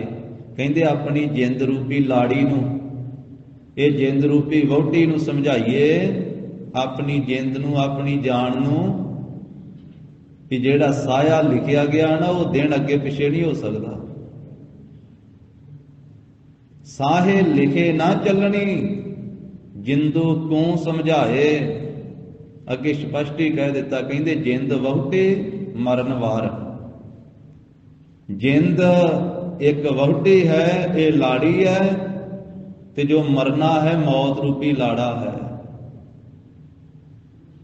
ਜਿੰਦ ਵਹੁਟੀ ਮਰਨ ਵਾਰ, ਲੈ ਜਾਸੀ ਪਰਨਾਏ। ਕਹਿੰਦੇ ਵੀ ਮੌਤ ਰੂਪੀ ਲਾੜੇ ਨੇ ਜਿੰਦ ਰੂਪੀ ਲਾੜੀ ਨੂੰ ਇੱਕ ਦਿਨ ਵਿਆਹ ਕੇ ਲੈ ਹੀ ਜਾਣਾ, ਭਾਵ ਇੱਕ ਦਿਨ ਮੌਤ ਆ ਹੀ ਜਾਣੀ ਹੈ। ਪਰ ਜ਼ਿਕਰ ਕਰਦੇ ਵਿਆਹ ਦੇ ਨਾਲ, ਕਹਿੰਦੇ ਕਿ ਤੂੰ ਗੁਰੂ ਕੇ ਸ਼ਬਦ ਰੂਪੀ ਸੋਹਿਲੇ ਨੂੰ, ਜਸ ਰੂਪੀ ਗੀਤਾਂ ਨੂੰ ਐਸੇ ਪ੍ਰੇਮ ਨਾਲ ਗਾ, ਕਿਉਂਕਿ ਗੀਤ ਗਾਇਆ ਹੀ ਖੁਸ਼ੀ ਨਾਲ ਜਾਂਦਾ। ਗੀਤ ਜਾਂਦਾ ਹੀ ਚਾਅ ਨਾਲ ਜਾਂਦਾ ਹੈ। ਤੂੰ ਗੁਰੂ ਕੇ ਸ਼ਬਦਾਂ ਨੂੰ ਇੰਨੇ ਪ੍ਰੇਮ ਦੇ ਵਿੱਚ, ਇੰਨੀ ਖੁਸ਼ੀ ਦੇ ਨਾਲ, ਇੰਨੇ ਉਤਸ਼ਾਹ ਨਾਲ ਗਾ ਕਿ ਮੌਤ ਵੀ ਵਿਆਹ ਵਾਂਗੂ ਹੋ ਜਾਵੇ, ਤੈਨੂੰ ਮੌਤ ਤੋਂ ਵੀ ਡਰ ਨਾ ਲੱਗੇ। ਜਿਵੇਂ ਕਿਸੇ ਨੂੰ ਵਿਆਹ ਦਾ ਚਾਅ ਹੁੰਦਾ ਹੈ ਨਾ, ਇਸ ਤਰ੍ਹਾਂ ਤੈਨੂੰ ਮੌਤ ਤੋਂ ਵੀ ਡਰ ਨਾ ਲੱਗੇ, ਮੌਤ ਦਾ ਵੀ ਚਾਅ ਹੀ ਹੋਵੇ ਤੇਰੇ ਮਨ ਵਿੱਚ, ਉਤਸ਼ਾਹ ਹੀ ਹੋਵੇ। ਕਿਉਂਕਿ ਜਿਨ੍ਹਾਂ ਨੇ ਸ਼ਬਦ ਦੇ ਸੋਹਿਲੇ ਨੂੰ ਗਾਇਆ ਨਾ, ਸ਼ਬਦ ਦੇ ਜਸ ਨੂੰ, ਸ਼ਬਦ ਦੇ ਖੁਸ਼ੀ ਦੇ ਗੀਤ ਨੂੰ ਗਾਇਆ, ਉਹਨਾਂ ਦੇ ਅੰਦਰੋਂ ਮੌਤ ਦਾ ਡਰ ਵੀ ਚੁੱਕਿਆ ਗਿਆ, ਉਹਨਾਂ ਦੇ ਮਨ ਅੰਦਰ ਚਾਅ ਹੀ ਬਣ ਗਿਆ, ਮਰਨ ਦਾ ਵੀ ਚਾਅ ਹੀ ਬਣ ਗਿਆ। ਜਿੰਦ ਵਹੁਟੀ ਮਰਨ ਵਾਰ ਲੈ ਜਾਸੀ ਪਰਨਾਏ, ਆਪਣ ਹੱਥੀ ਜੋਲ ਕੈ ਕੈ ਗਲ ਲੱਗੇ ਧਾਏ। ਜਿਵੇਂ ਆਪਾਂ ਪਾਵਨ ਬਚਨ ਪੜ੍ਹ ਕੇ ਸੁਣਦੇ ਹਾਂ, ਜੋ ਤੋ ਪ੍ਰੇਮ ਖੇਲਣ ਕਾ ਚਾਓ, ਸਿਰ ਧਰ ਤਲੀ ਗਲੀ ਮੇਰੀ ਆਓ। ਇਤ ਮਾਰਗ ਪੈਰ ਧਰੀਜੈ, ਸਿਰ ਦੀਜੈ ਕਾਣ ਨਾ ਕੀਜੈ। ਜਿਨ੍ਹਾਂ ਨੇ ਸ਼ਬਦ ਦਾ ਗੀਤ ਗਾਇਆ, ਸ਼ਬਦ ਰੂਪੀ ਸੋਹਿਲੇ ਨੂੰ ਗਾਵਿਆ, ਉਹਨਾਂ ਨੂੰ ਫਿਰ ਮੌਤ ਦਾ ਵੀ ਚਾਅ ਹੀ, ਜੰਗ ਦੇ ਮੈਦਾਨ ਵਿੱਚ ਜਾਂਦੇ ਤੇ ਚਾਅ ਚੜਿਆ ਹੋਇਆ, ਮੌਤ ਤੋਂ ਵੀ ਡਰ ਨਹੀਂ ਹੈ। ਤਾਂ ਸਤਿਗੁਰੂ ਜੀ ਨੇ ਸ਼ਬਦ ਨੂੰ ਸੋਹਿਲਾ ਆਖਿਆ। ਸਾਧ ਸੰਗਤ ਜੀ, ਸੋਹਿਲੇ ਦਾ ਅਰਥ ਗੁਰਮੁਖਾਂ ਨੇ ਕੀਤਾ ਖੁਸ਼ੀ ਦਾ ਗੀਤ, ਜਾਂ ਇਸੇ ਤਰ੍ਹਾਂ ਸੁਹਾਗ ਦਾ ਗੀਤ। ਜਿਸ ਵੇਲੇ ਲੜਕੀ ਦਾ ਵਿਆਹ ਹੋਣਾ ਹੈ, ਉਸ ਮੌਕੇ ਦੇ ਉੱਤੇ ਜੋ ਮਾਈਆਂ ਬੀਬੀਆਂ ਮਿਲ ਕਰਕੇ ਸੋਹਿਲੜੇ ਗਾਉਂਦੀਆਂ, ਉਹਨੂੰ ਖੁਸ਼ੀ ਦਾ ਗੀਤ ਆਖਿਆ। ਪਰ ਸਤਿਗੁਰੂ ਸਾਹਿਬ ਜੀ ਨੇ ਇੱਥੇ ਸ਼ਬਦ ਨੂੰ ਸੋਹਿਲਾ ਆਖਿਆ। ਧੰਨ ਗੁਰੂ ਅਮਰਦਾਸ ਸਾਹਿਬ ਜੀ ਮਹਾਰਾਜ ਫਰਮਾਉਂਦੇ ਹਨ, ਇਹੋ ਸੋਹਿਲਾ ਸ਼ਬਦ ਸੁਹਾਵਾ। ਇਹ ਭਾਈ ਖੁਸ਼ੀ ਦਾ ਗੀਤ ਕਿਹੜਾ ਹੈ, ਸੁਹਾਗ ਦਾ ਗੀਤ ਕਿਹੜਾ ਹੈ? ਜੋ ਗੁਰੂ ਦਾ ਸ਼ਬਦ ਹੈ। ਗੁਰੂ ਦਾ ਸ਼ਬਦ ਹੀ ਸੁਹਾਵਾ ਸੋਭਨੀਕ ਹੈ। ਸ਼ਬਦ ਸੁਹਾਵਾ ਸਦਾ ਸੁਹਿਲਾ, ਗੁਰੂ ਦਾ ਸ਼ਬਦ ਸੁਨਾਇਆ। ਗੁਰੂ ਸਾਹਿਬ ਜੀ का जो शब्द है, ये भाई यकीन जानो, निश्चा करो। क्योंकि दूसरी बार गुरु साहब जी कह रहे हैं, दूसरी बारी तां कह रहे हैं कि तुसी यकीन करो इन्हां बोलां दे उत्ते, निश्चा करो। शब्दो सुहावा सदा सोहिला। गुरु का शब्द ही सोभनीक सोहिला है, खुशी का गीत है। शब्द रूपी सोहले नूं गाउणा करो सदा वास्ते। गुरु का शब्द ही सदा वास्ते खुशी प्रदान करने वाला है, आनंद देने वाला है, ते परमात्मा पति दे नाल मिलाप कराउण वाला है। सतगुरु सुनाया, ये सतगुरु जी ने सुनाया। जिहड़ा शब्द रूपी सोहला है, शब्द रूपी जस है, शब्द रूपी एक खुशी का गीत है, खुशी देने वाला, आनंद देने वाला है। ये शब्द सोहला सतगुरु जी ने सुनाया। सतगुरु जी ने अपने मुखारबिंद तो शब्द उच्चारण किया, ते गुरु का सुनाया होया शब्द ये सोहला है। परमात्मा पति दे नाल जीव इस्त्री दा मिलाप कराउण वाला है। इहो दिन कै मन वसिया। गरीब नवाज कहते शब्द रूपी जो सोभनीक सोहला है ना, ये खुशी दा गीत जस है, ये उन्हां जीवां दे मन दे विच वसिया है। जिन्हां धुरों लिखिया आया। जिन्हां दे भाई धुर तो ही लिखिया आया मस्तक दे उत्ते, धुर तो ही जिन्हां दे मत्थे दे उत्ते ये लेख लिखिया है ना, उन्हां नूं गुरु के शब्द की प्राप्ति हुंदी है। चौथे पातशाह सोढ़ी सुल्तान धन श्री गुरु रामदास साहब जी महाराज आसा राग दे शंतां दे विच फरमाउंदे हन, जिन धुर मस्तक लिखिया तिन्हां सतगुर मिलिया राम राजे। जिन्हां दे मस्तक ते धुर तो लिखिया होया उन्हां दा मिलाप सतगुरु जी दे नाल हुंदा है, उन्हां नूं सतगुरु जी मिलदे हन। ते जिन्हां नूं सतगुरु मिलदे उन्हां नूं होर फिर की मिलदा। ਤੇ ਮਹਾਰਾਜ ਨੇ ਅਗਲੀ ਪੰਕਤੀ 'ਚ ਦੱਸਿਆ ਵੀ ਉਹਨਾਂ ਦਾ ਅਗਿਆਨ ਦੂਰ ਹੁੰਦਾ, ਉਹਨਾਂ ਨੂੰ ਗਿਆਨ ਮਿਲਦਾ। ਗਿਆਨ ਗੁਰੂ ਤੋਂ ਬਿਨਾਂ ਨਹੀਂ ਮਿਲਦਾ। ਦੁਨੀਆ ਵਿੱਚ ਹੋਰ ਕੋਈ ਗਿਆਨ ਦੇਣ ਵਾਲਾ ਨਹੀਂ ਹੈ। ਤਾਂ ਹੀ ਆਖਿਆ ਹੈ ਗੁਰਬਾਣੀ ਦੇ ਅੰਦਰ, ਜੇ 100 ਚੰਦਾ ਉਗਵਹਿ ਸੂਰਜ ਚੜ੍ਹੈ ਹਜ਼ਾਰ, ਏਤੇ ਚਾਨਣ ਹੁੰਦਿਆਂ ਗੁਰ ਬਿਨ ਘੋਰ ਅੰਧਾਰ। ਇਹ ਬਾਹਰ ਦੇ ਅੰਧੇਰੇ ਦੀ ਗੱਲ ਨਹੀਂ, ਇਹ ਮਨੁੱਖ ਦੇ ਅੰਦਰ ਦੇ ਅੰਧੇਰੇ ਦੀ ਗੱਲ ਕੀਤੀ ਗੁਰੂ ਸਾਹਿਬ ਜੀ ਨੇ। ਬਾਹਰ ਤਾਂ ਸੂਰਜ ਚੰਦ ਚਾਨਣਾ ਕਰਦਾ ਹੀ ਹੈ, ਬਾਹਰ ਤਾਂ ਅਨੇਕ ਪ੍ਰਕਾਰ ਦੀ ਰੌਸ਼ਨੀ ਹੈ, ਪਰ ਮਨੁੱਖ ਦੇ ਮਨ ਦੇ ਅੰਦਰ, ਮਨੁੱਖ ਦੇ ਹਿਰਦੇ ਦੇ ਅੰਦਰ ਜਿਹੜਾ ਘੋਰ ਅੰਧਾਰ ਹੈ, ਉਸ ਘੋਰ ਅੰਧਾਰ ਨੂੰ ਗੁਰੂ ਦਾ ਸ਼ਬਦ ਹੀ ਦੂਰ ਕਰਦਾ। ਮਨੁੱਖ ਦੇ ਹਿਰਦੇ ਦੇ ਵਿੱਚ ਗੁਰੂ ਦਾ ਸ਼ਬਦ ਹੀ ਪ੍ਰਕਾਸ਼ ਕਰਦਾ ਹੈ, ਸ਼ਬਦ ਹੀ ਚਾਨਣਾ ਕਰਦਾ। ਜੇ 100 ਚੰਦਾ ਉਗਵਹਿ ਸੂਰਜ ਚੜ੍ਹੈ ਹਜ਼ਾਰ, ਏਤੇ ਚਾਨਣ ਹੁੰਦਿਆਂ ਗੁਰ ਬਿਨ ਘੋਰ ਅੰਧਾਰ। ਭੱਟ ਸਾਹਿਬਾਨਾਂ ਨੇ ਵੀ ਇਸੇ ਤਰ੍ਹਾਂ ਹੀ ਕਥਨ ਕੀਤਾ, ਗੁਰ ਬਿਨ ਘੋਰ ਅੰਧਾਰ, ਗੁਰੂ ਬਿਨ ਸਮਝ ਨਾ ਆਵੈ, ਗੁਰ ਬਿਨ ਸੁਰਤ ਨਾ ਸਿੱਧ, ਗੁਰੂ ਬਿਨ ਮੁਕਤ ਨਾ ਪਾਵੈ। ਕਹਿੰਦੇ ਗੁਰੂ ਕੋ ਬਿਨਾ ਮੁਕਤੀ ਨਹੀਂ ਮਿਲ ਸਕਦੀ। ਗੁਰੂ ਕੀ ਕਿਰਪਾ ਤੋਂ ਬਿਨਾ ਹਨੇਰਾ ਦੂਰ ਨਹੀਂ ਹੋ ਸਕਦਾ ਹੈ ਮਨੁੱਖ ਦੇ ਮਨ ਦਾ। ਤੇ ਜਿਨ੍ਹਾਂ ਦੇ ਧੁਰ ਤੋਂ ਮਸਤਕ ਤੇ ਲਿਖਿਆ ਉਹਨਾਂ ਨੂੰ ਸਤਿਗੁਰੂ ਮਿਲਦੇ ਆ। ਜਿਨ੍ਹਾਂ ਨੂੰ ਸਤਿਗੁਰੂ ਮਿਲਦੇ ਉਹਨਾਂ ਦਾ ਅਗਿਆਨ ਦੂਰ ਹੁੰਦਾ, ਹਨੇਰਾ ਦੂਰ ਹੁੰਦਾ, ਉਹਨਾਂ ਨੂੰ ਗਿਆਨ ਪ੍ਰਕਾਸ਼ ਮਿਲਦਾ।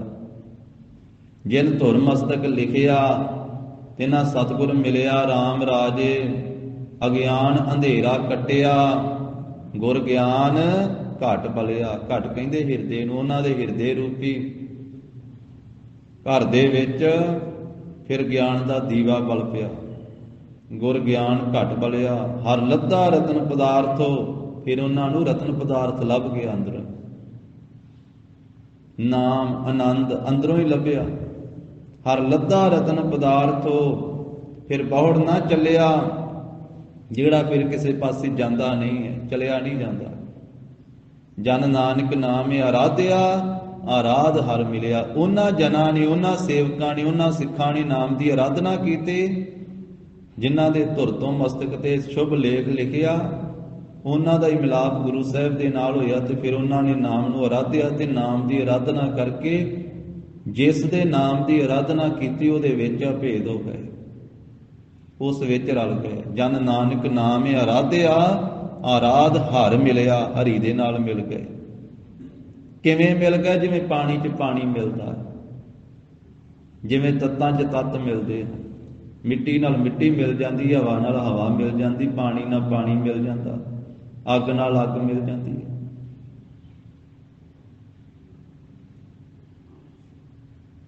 ਜਿਉਂ ਜਲ ਮਹਿ ਜਲ ਆਇਓ ਖਟਾਨਾ, ਜਿਵੇਂ ਪਾਣੀ 'ਚ ਪਾਣੀ ਆ ਕੇ ਖਟਾਨਾ ਕਹੀਏ ਮਿਲ ਜਾਂਦਾ, ਤਿਉਂ ਜੋਤੀ ਸੰਗ ਜੋਤ ਸਮਾਨਾ। ਇਸ ਤਰ੍ਹਾਂ ਉਹਨਾਂ ਗੁਰਮੁਖਾਂ ਦੀ ਜੋਤ ਪ੍ਰਭੂ ਜੋਤੀ ਨਾਲ ਮਿਲ ਜਾਂਦੀ ਹੈ। ਮਿਟ ਗਏ ਗਮਨ ਪਾਏ ਵਿਸਰਾਮ, ਫਿਰ ਆਵਾਗਾਉਣ ਮਿਟ ਜਾਂਦਾ ਤੇ ਵਿਸਰਾਮ ਟਿਕਾਅ ਮਿਲ ਜਾਂਦਾ। ਨਾਨਕ ਪ੍ਰਭ ਕੈ ਸਦ ਕੁਰਬਾਨ, ਐਸੇ ਪ੍ਰਭੂ ਤੋਂ ਸਦਾ ਕੁਰਬਾਨ ਹੋਈਏ। ਸਤਿਗੁਰੂ ਕਹਿੰਦੇ ਇਹੋ ਤਿਨ ਕੈ ਮਨ ਵਸਿਆ, ਜਿਨ ਧੁਰੋ ਲਿਖਿਆ ਆਇਆ। ਇਹ ਸ਼ਬਦ ਸੋਹਿਲਾ ਭਾਈ ਉਹਨਾਂ ਦੇ ਮਨ ਦੇ ਵਿੱਚ ਵਸਿਆ ਹੈ, ਉਹਨਾਂ ਨੇ ਸ਼ਬਦ ਨੂੰ ਮੰਨਿਆ ਹੈ ਤੇ ਮਨ ਵਿੱਚ ਵਸਿਆ ਹੈ, ਜਿਨ੍ਹਾਂ ਦੇ ਧੁਰ ਤੋਂ ਹੀ ਲਿਖਿਆ ਆਇਆ। ਸਤਿਗੁਰੂ ਜੀ ਜਿੱਥੇ ਨਾਮ ਦੀ ਮਹਿਮਾ ਕਰਦੇ, ਗੁਰਬਾਣੀ ਦੀ ਮਹਿਮਾ ਕਰਦਿਆਂ ਬਚਨ ਕੀਤਾ ਸਤਿਗੁਰੂ ਜੀ ਨੇ। ਤੀਜੇ ਪਾਤਸ਼ਾਹੀ ਦਾ ਹੀ ਬਚਨ ਹੈ, ਇਸੇ ਬਾਣੀ ਵਿੱਚ ਅੱਗੇ ਜਾ ਕੇ ਆਵੇਗਾ। ਸਤਿਗੁਰੂ ਫਰਮਾਉਂਦੇ, ਆਵੋ ਸਿੱਖ ਸਤਿਗੁਰੂ ਕੇ ਪਿਆਰਿਓ, ਗਾਵੋ ਸੱਚੀ ਬਾਣੀ। ਕਿ ਸਤਿਗੁਰੂ ਦੇ ਪਿਆਰਿਓ ਸਿੱਖੋ, ਆਓ ਗੁਰੂ ਕੀ ਸੰਗਤ ਵਿੱਚ, ਆਓ ਗੁਰੂ ਕੇ ਦਰਬਾਰ ਵਿੱਚ ਤੇ ਗੁਰੂ ਕੀ ਉਚਾਰਨ ਕੀਤੀ ਹੋਈ ਸੱਚੀ ਬਾਣੀ ਗਾਓ। ਆਵੋ ਸਿੱਖ ਸਤਿਗੁਰੂ ਕੇ ਪਿਆਰਿਓ, ਗਾਵੋ ਸੱਚੀ ਬਾਣੀ। ਬਾਣੀ ਤਾਂ ਗਾਵੋ ਗੁਰੂ ਕੇਰੀ, ਬਾਣੀਆਂ ਸਿਰ ਬਾਣੀ। ਕੇਰੀ ਦਾ ਅਰਥ ਹੈ ਦੀ। ਬਾਣੀ ਤਾਂ ਗਾਵੋ ਗੁਰੂ ਕੇਰੀ, ਵੀ ਬਾਣੀ ਤਾਂ ਗਾਉਣੀ ਹੈ ਪਰ ਗੁਰੂ ਦੀ ਬਾਣੀ ਗਾਓ, ਸਤਿਗੁਰਾਂ ਦੀ ਬਾਣੀ ਗਾਓ। ਨਾਲ ਹੀ ਕਹਿ ਦਿੱਤਾ ਬਾਣੀਆਂ ਸਿਰ ਬਾਣੀ, ਸੰਸਾਰ ਵਿੱਚ ਬਾਣੀਆਂ ਤੇ ਅਨੇਕਾਂ ਹਨ, ਪਰ ਸਾਰੀਆਂ ਬਾਣੀਆਂ ਤੋਂ ਸਿਰ ਸ਼੍ਰੋਮਣੀ ਬਾਣੀ ਗੁਰੂ ਕੀ ਬਾਣੀ ਹੈ। ਗੁਰੂ ਕੀ ਬਾਣੀ ਗਾਓ। ਪਰ ਜਿੱਥੇ ਇਹ ਬਚਨ ਕਹੇ ਉੱਥੇ ਇਹ ਵੀ ਕਹਿ ਦਿੱਤਾ ਵੀ ਇਹ ਹਿਰਦੇ ਉਹਨਾਂ ਦੇ ਵਿੱਚ ਵਸਣੀ ਆ। ਕਿਹਦੇ ਹਿਰਦੇ ਵਿੱਚ ਵਸੇਗੀ? ਜਿਹਦੇ ਧੁਰ ਤੋਂ ਹੀ ਇਹ ਸ਼ੁਭ ਲੇਖ ਹੈ। ਜਿਨ ਕੋ ਨਦਰ ਕਰਮ ਹੋਵੇ ਹਿਰਦੈ ਤਿਨਾ ਸਮਾਣੀ। ਜਿਨ੍ਹਾਂ ਉੱਤੇ ਨਦਰ ਕਰਮ ਹੋਵੇਗੀ, ਗੁਰੂ ਕੀ ਕਿਰਪਾ ਦੀ ਨਦਰ ਹੋਵੇਗੀ, ਉਹਨਾਂ ਦੇ ਹਿਰਦੇ ਵਿੱਚ ਇਹ ਬਾਣੀ ਸਮਾਵੇਗੀ। ਪੀਵਹੁ ਅੰਮ੍ਰਿਤ ਸਦਾ ਰਹੋ ਹਰ ਰੰਗ, ਜਪਿਓ ਸਾਰਗ ਪਾਣੀ, ਕਹੈ ਨਾਨਕ ਸਦਾ ਗਾਵੋ ਇਹ ਸੱਚੀ ਬਾਣੀ। ਇਸੇ ਤਰ੍ਹਾਂ ਗਰੀਬ ਨਵਾਜ ਨੇ ਬਾਣੀ ਸੁਣਨ ਵਾਸਤੇ ਜਦੋਂ ਆਖਿਆ ਵੀ ਸ਼ਬਦ ਨੂੰ ਗਾ ਵੀ ਤੇ ਸ਼ਬਦ ਨੂੰ ਸੁਣ ਵੀ। ਸੁਣ ਵਡ ਭਾਗੀਆ ਹਰਿ ਅੰਮ੍ਰਿਤ ਬਾਣੀ ਰਾਮ। ਤੇ ਉੱਥੇ ਵੀ ਅਗਲੀ ਪੰਕਤੀ 'ਚ ਇਹੀ ਫਰਮਾਇਆ, ਜਿਵੇਂ ਇੱਥੇ ਮਹਾਰਾਜ ਫਰਮਾ ਰਹੇ ਨਾ, ਇਹੋ ਤਿਨ ਕੈ ਮਨ ਵਸਿਆ ਜਿਨ ਧੁਰੋਂ ਲਿਖਿਆ ਆਇਆ। ਧੁਰੋਂ ਲਿਖਿਆ ਆਇਆ ਤੇ ਸਤਿਗੁਰੂ ਕਹਿੰਦੇ ਸੁਣ ਵਡ ਭਾਗੀਆ ਹਰਿ ਅੰਮ੍ਰਿਤ ਬਾਣੀ ਰਾਮ, ਜਿਨ ਕਉ ਕਰਮ ਲਿਖੀ ਤਿਸ ਹਿਰਦੈ ਸਮਾਣੀ ਰਾਮ। ਜਿਸ ਦੇ ਕਰਮਾਂ ਦੇ ਵਿੱਚ ਲਿਖੀ ਹੋਈ ਹੈ ਨਾ ਵਾਹਿਗੁਰੂ ਜੀ ਨੇ, ਉਹਦੇ ਹਿਰਦੇ ਵਿੱਚ ਬਾਣੀ ਸਮਾਉਂਦੀ ਹੈ। ਉਸ ਦੇ ਹਿਰਦੇ ਵਿੱਚ ਗੁਰੂ ਦਾ ਸ਼ਬਦ ਸਮਾਉਂਦਾ ਹੈ। ਨਹੀਂ ਤੇ ਸ਼ਬਦ ਮਹਾਰਾਜ ਕਹਿੰਦੇ ਵੀ ਸੰਸਾਰ ਦੇ ਜੀਵ ਮੁਖ ਤੋਂ ਪੜ੍ਹਨਾ, ਕਿਉਂਕਿ ਮੁਖ ਤੋਂ ਪੜ੍ਹਨ ਤੋਂ ਹੀ ਅੱਗੇ ਗੱਲ ਚੱਲਣੀ ਹੈ। ਪਹਿਲਾਂ ਪੜ੍ਹਨਾ ਹੈ, ਗਾਉਣਾ ਹੈ, ਸੁਣਨਾ ਹੈ, ਮੰਨਣਾ ਹੈ। ਤੇ ਇਸ ਤਰ੍ਹਾਂ ਜਪਦਿਆਂ, ਗਾਉਂਦਿਆਂ, ਸੁਣਦਿਆਂ ਫੇਰ ਹੀ ਹਿਰਦੇ ਤੇ ਇੱਕ ਸ਼ਬਦ ਨੇ ਪਹੁੰਚਣਾ, ਫੇਰ ਹੀ ਅੰਦਰ ਜਾਣਾ। ਪਰ ਨਾਲ ਇਹ ਬਚਨ ਵੀ ਸਤਿਗੁਰੂ ਜੀ ਨੇ ਕਹਿ ਦਿੱਤੇ, ਮੁਖੋ ਹਰ ਹਰ ਸਭ ਕੋ ਕਰੈ, ਵਿਰਲੇ ਹਿਰਦੈ ਵਸਾਇਆ। ਵੀ ਮੁਖ ਤੋਂ ਤਾਂ ਬਹੁਤੀ ਗਿਣਤੀ ਦੇ ਵਿੱਚ ਸ਼ਬਦ ਗਾਇਆ ਜਾ ਰਿਹਾ ਹੈ, ਸ਼ਬਦ ਪੜ੍ਹਿਆ ਜਾ ਰਿਹਾ ਹੈ, ਹਰ ਹਰ ਕੀਤਾ ਜਾ ਰਿਹਾ ਹੈ। ਸਤਿਗੁਰੂ ਕਹਿੰਦੇ ਵਿਰਲਿਆਂ ਨੇ ਹਿਰਦੇ ਵਸਾਇਆ। ਮੁਖੋ ਹਰ ਹਰ ਸਭ ਕੋ ਕਰੈ, ਵਿਰਲੇ ਹਿਰਦੈ ਵਸਾਇਆ। ਨਾਨਕ ਜਿਨ ਕੈ ਹਿਰਦੈ ਵਸਿਆ, ਮੋਖ ਮੁਕਤ ਤਿਨ ਪਾਇਆ। ਮੁਕਤੀ ਉਸ ਨੂੰ ਮਿਲੀ ਜਿਹਦੇ ਹਿਰਦੇ ਵਿੱਚ ਵਸਿਆ। ਗੁਰੂ ਕੇ ਦਰਸ਼ਨ ਦੀ ਮਹਾਨ ਮਹਿਮਾ ਹੈ, ਜਿਹੜਾ ਭਾਵਨਾ ਦੇ ਨਾਲ ਕਰਦਾ ਹੈ। ਪਰ ਦੋਵੇਂ ਪੱਖ ਗੁਰੂ ਸਾਹਿਬ ਜੀ ਨੇ ਅੰਮ੍ਰਿਤ ਬਾਣੀ ਦੇ ਵਿੱਚ ਦਰਸਾਏ। ਇੱਕ ਭਾਵਨਾ ਨਾਲ ਕਰਨ ਵਾਲੇ ਦਾ ਦਰਸ਼ਨ ਕੀਤਾ ਸਫਲਾ ਹੋ ਜਾਂਦਾ ਹੈ, ਉਹਦਾ ਜੰਮਣਾ ਮਰਨਾ ਕੱਟਿਆ ਜਾਂਦਾ। ਜਿਵੇਂ ਟੱਲ ਭੱਟ ਜੀ ਦੀਆਂ ਪੰਕਤੀਆਂ ਆਪਾਂ ਰੋਜ਼ ਹੀ ਪੜ੍ਹਦੇ ਹਾਂ, ਸੋ ਕਹੋ ਟੱਲ ਗੁਰ ਸੇਵੀਐ ਅਹਨਿਸ ਸਹਿਜ ਸੁਭਾਏ, ਦਰਸ਼ਨ ਪਰਸਿਐ ਗੁਰੂ ਕੈ ਜਨਮ ਮਰਨ ਦੁਖ ਜਾਏ। ਜਿਸ ਨੇ ਭਾਵਨਾ ਨਾਲ ਗੁਰੂ ਦਾ ਦਰਸ਼ਨ ਪਰਸਿਆ, ਉਹਦਾ ਜਨਮ ਤੇ ਮਰਨ ਕੱਟਿਆ ਗਿਆ। ਪਰ ਦੂਜਾ ਪੱਖ ਵੀ ਮਹਾਰਾਜ ਨੇ ਦੱਸਿਆ, ਕਹਿਣ ਲੱਗੇ ਸਤਿਗੁਰ ਨੂੰ ਸਭ ਕੋ ਵੇਖਦਾ। ਸਤਿਗੁਰਾਂ ਨੂੰ ਤੇ ਸਾਰੇ ਸੰਸਾਰ ਹੀ ਵੇਖਦਾ ਹੈ, ਪਰ ਸਾਰੇ ਭਾਵਨਾ ਨਾਲ ਨਹੀਂ ਦਰਸ਼ਨ ਕਰਦੇ। ਮਹਾਰਾਜ ਕਹਿੰਦੇ ਵੇਖਣ ਵਾਲਾ ਤੇ ਸਾਰਾ ਹੀ ਸੰਸਾਰ ਹੈ, ਵੇਖਣ ਦੇ ਵਿੱਚ ਤੇ ਦਰਸ਼ਨ ਦੇ ਵਿੱਚ ਫਰਕ ਹੈ, ਭਾਵਨਾ ਦੇ ਵਿੱਚ ਫਰਕ ਹੈ। ਸਤਿਗੁਰ ਨੂੰ ਸਭ ਕੋ ਵੇਖਦਾ, ਜੇਤਾ ਜਗਤ ਸੰਸਾਰ। ਮਹਾਰਾਜ ਨੇ ਸਾਰਾ ਸੰਸਾਰ ਹੀ ਕਹਿ ਦਿੱਤਾ ਕਿ ਜਿੰਨਾ ਵੀ ਜਗਤ ਹੈ, ਜਿੰਨਾ ਵੀ ਸੰਸਾਰ ਹੈ, ਸਾਰਾ ਹੀ ਸਤਿਗੁਰੂ ਨੂੰ ਤਾਂ ਵੇਖਦਾ ਹੈ ਭਾਈ। ਪਰ ਗਰੀਬ ਨਵਾਜ ਕਹਿੰਦੇ ਵੀ ਸਤਿਗੁਰੂ ਦੇ ਸ਼ਬਦ ਨੂੰ ਵਿਰਲੇ ਸੁਣਦੇ ਆ, ਸਤਿਗੁਰੂ ਦੇ ਸ਼ਬਦ ਨੂੰ ਵਿਰਲੇ ਵਿਚਾਰਦੇ ਆ। ਜਿੱਥੇ ਗੁਰੂ ਦਾ ਦਰਸ਼ਨ ਕਰਨਾ, ਉੱਥੇ ਗੁਰੂ ਕੇ ਸ਼ਬਦ ਨੂੰ ਵੀ ਸੁਣਨਾ ਹੈ ਤੇ ਗੁਰੂ ਕੇ ਹੁਕਮ ਨੂੰ ਵੀ ਮੰਨਣਾ। ਸਤਿਗੁਰ ਨੂੰ ਸਭ ਕੋ ਵੇਖਦਾ, ਜੇਤਾ ਜਗਤ ਸੰਸਾਰ, ਜਿੱਠੈ ਮੁਕਤ ਨਾ ਹੋਵਈ, ਜਿਚਰ ਸ਼ਬਦ ਨਾ ਕਰੇ ਵਿਚਾਰ। ਗੁਰੂ ਨੂੰ ਵੇਖਿਆ ਮਾਰੇ ਕਹਿੰਦੇ ਮੁਕਤੀ ਨਹੀਂ ਮਿਲੇਗੀ ਭਾਈ। ਇੱਕ ਇਹ ਵੀ ਪੱਖ ਰੱਖਿਆ, ਜਿੰਨਾ ਚਿਰ ਗੁਰੂ ਕੇ ਸ਼ਬਦ ਦੀ ਵਿਚਾਰ ਨਹੀਂ ਕਰਦਾ, ਜਿੰਨਾ ਚਿਰ ਗੁਰੂ ਕੇ ਹੁਕਮ ਨੂੰ ਨਹੀਂ ਮੰਨਦਾ ਹੈ, ਗੁਰੂ ਕੇ ਸ਼ਬਦ ਨੂੰ ਨਹੀਂ ਮੰਨਦਾ ਹੈ, ਤਾਂ ਮਹਾਰਾਜ ਸਾਹਿਬ ਜੀ ਕਹਿੰਦੇ ਭਾਈ ਜਿਨ੍ਹਾਂ ਦੇ ਧੁਰ ਤੋਂ ਹੀ ਇਹ ਲੇਖ ਲਿਖਿਆ ਹੋਇਆ ਹੈ ਨਾ, ਉਹਨਾਂ ਦੇ ਮਨ ਦੇ ਵਿੱਚ ਗੁਰੂ का ਸ਼ਬਦ ਰੂਪੀ ਜਸ, ਸ਼ਬਦ ਰੂਪੀ ਸੋਹਿਲਾ ਵਸਦਾ ਹੈ। ਇੱਕ ਫਿਰ ਹੈ ਕਨੇਰੇ ਕਰਹਿ ਗੱਲਾਂ। ਧੰਨ ਗੁਰੂ ਅਮਰਦਾਸ ਸਾਹਿਬ ਜੀ ਮਹਾਰਾਜ ਕਹਿੰਦੇ ਇੱਕ ਐਸੇ ਵੀ ਜੀਵ ਹਨ ਵੱਡੀ ਗਿਣਤੀ ਦੇ ਵਿੱਚ, ਅਨੇਕਾਂ ਹੀ, ਉਹ ਵੀ ਸੰਸਾਰ ਵਿੱਚ ਫਿਰਦੇ ਆ। ਕਨੇਰੇ, ਕਨੇਰੇ ਨਾਮ ਬਹੁਤੇ, ਬਹੁਤੇ ਫਿਰਦੇ ਆ ਸੰਸਾਰ ਦੇ ਵਿੱਚ। ਕਰਹਿ ਗੱਲਾਂ, ਉਹ ਗੱਲਾਂ ਹੀ ਕਰੀ ਜਾਂਦੇ। ਸਤਿਗੁਰੂ ਕਹਿੰਦੇ ਇੱਕ ਗੱਲਾਂ ਕਰਨ ਵਾਲੇ ਵੀ ਕਨੇਰੇ ਵੱਡੀ ਗਿਣਤੀ ਵਿੱਚ ਫਿਰਦੇ ਹਨ। ਗੱਲੀ ਕਿੰਨੇ ਨਾ ਪਾਇਆ। ਹਰ ਭਾਈ ਕੱਲੀਆਂ ਗੱਲਾਂ ਕਰਨ ਦੇ ਨਾਲ ਕਿਸੇ ਨੇ ਵਾਹਿਗੁਰੂ ਨਹੀਂ ਪ੍ਰਾਪਤ ਕੀਤਾ। ਗੱਲਾਂ ਕਰਨ ਦੇ ਨਾਲ ਨਹੀਂ ਪ੍ਰਭੂ ਪ੍ਰਾਪਤ ਹੋਇਆ। ਕੱਲੀਆਂ ਗੱਲਾਂ ਕਰਨ ਦੇ ਨਾਲ ਸ਼ਬਦ ਮਨ ਵਿੱਚ ਨਹੀਂ ਵਸਿਆ। ਭਾਈ ਗੁਰਦਾਸ ਸਾਹਿਬ ਜੀ ਨੇ ਇਸ ਦਾ ਖੁਲਾਸਾ ਇਸ ਤਰ੍ਹਾਂ ਕੀਤਾ ਹੈ। ਉਹ ਕਹਿੰਦੇ ਵੀ ਕੋਈ ਠੰਡ ਦੀ ਰੁੱਤ ਦੇ ਵਿੱਚ ਮੂੰਹ ਤੋਂ ਅੱਗ ਦੀਆਂ ਗੱਲਾਂ ਕਰੀ ਜਾਵੇ। ਅਗਨ ਅਗਨ ਕਹਿ ਸੀਤ ਨਾ ਵਿਨਾਸ਼ ਹੈ। ਸਾਰਾ ਦਿਨ ਬੈਠਾ ਠੰਡ ਦੇ ਵਿੱਚ, ਜਿਵੇਂ ਅੱਜ ਕਿੰਨੀ ਠੰਡ ਹੈ, ਤੇ ਠੰਡ 'ਚ ਬੈਠਾ ਹੋਇਆ ਸਾਰੀ ਦਿਹਾੜੀ ਅੱਗ ਅੱਗ ਆਖੀ ਜਾਵੇ ਤੇ ਅੱਗ ਬਾਲੇ ਨਾ, ਕਹਿੰਦੇ ਉਹਦੀ ਠੰਡ ਨਹੀਂ ਦੂਰ ਹੋਣੀ। ਜਿਹੜਾ ਬਾਲ ਕੇ ਸੇਕਦਾ ਹੈ ਅੱਗ, ਠੰਡ ਉਹਦੀ ਦੂਰ ਹੁੰਦੀ ਹੈ। ਜਿਹੜਾ ਅੱਗ ਦੀਆਂ ਗੱਲਾਂ ਕਰਦਾ ਉਹਦੀ ਅੱਗ ਠੰਡ ਦੂਰ ਨਹੀਂ ਹੁੰਦੀ ਹੈ। ਅਗਨ ਅਗਨ ਕਹਿ ਸੀਤ ਨਾ ਵਿਨਾਸ਼ ਹੈ। ਅੱਗ ਅੱਗ ਕਹਿਣ ਦੇ ਨਾਲ ਠੰਡ ਦੂਰ ਨਹੀਂ ਹੁੰਦੀ, ਅੱਗ ਬਾਲਣੀ ਪੈਂਦੀ ਹੈ। ਇਸੇ ਤਰ੍ਹਾਂ ਸਿਰਫ ਕੱਲੀਆਂ ਗੱਲਾਂ ਕਰਨ ਦੇ ਨਾਲ ਕੁਝ ਨਹੀਂ ਮਿਲਦਾ। ਕੋਈ ਕਹਿ ਦਵੇ ਕਿ ਮੇਰੇ ਹਿਰਦੇ ਦੇ ਵਿੱਚ ਸ਼ਬਦ ਵਸਿਆ ਹੋਇਆ ਹੈ, ਮੈਂ ਸ਼ਬਦ ਦੀ ਕਮਾਈ ਕਰ ਲਈ ਹੈ ਜਾਂ ਕਰਦਾ ਹਾਂ, ਪਰ ਇੰਨੀਆਂ ਸਿਰਫ ਗੱਲਾਂ ਦੇ ਨਾਲ ਹੀ ਸ਼ਬਦ ਦੀ ਪ੍ਰਾਪਤੀ ਨਹੀਂ ਹੋ ਜਾਣੀ ਹੈ। ਸ਼ਬਦ ਨੇ ਹਿਰਦੇ ਵਿੱਚ ਨਹੀਂ ਵਸ ਜਾਣਾ, ਇਹ ਸਭ ਸਿਰਫ ਗੱਲਾਂ ਕਰਨ ਦੇ ਨਾਲ।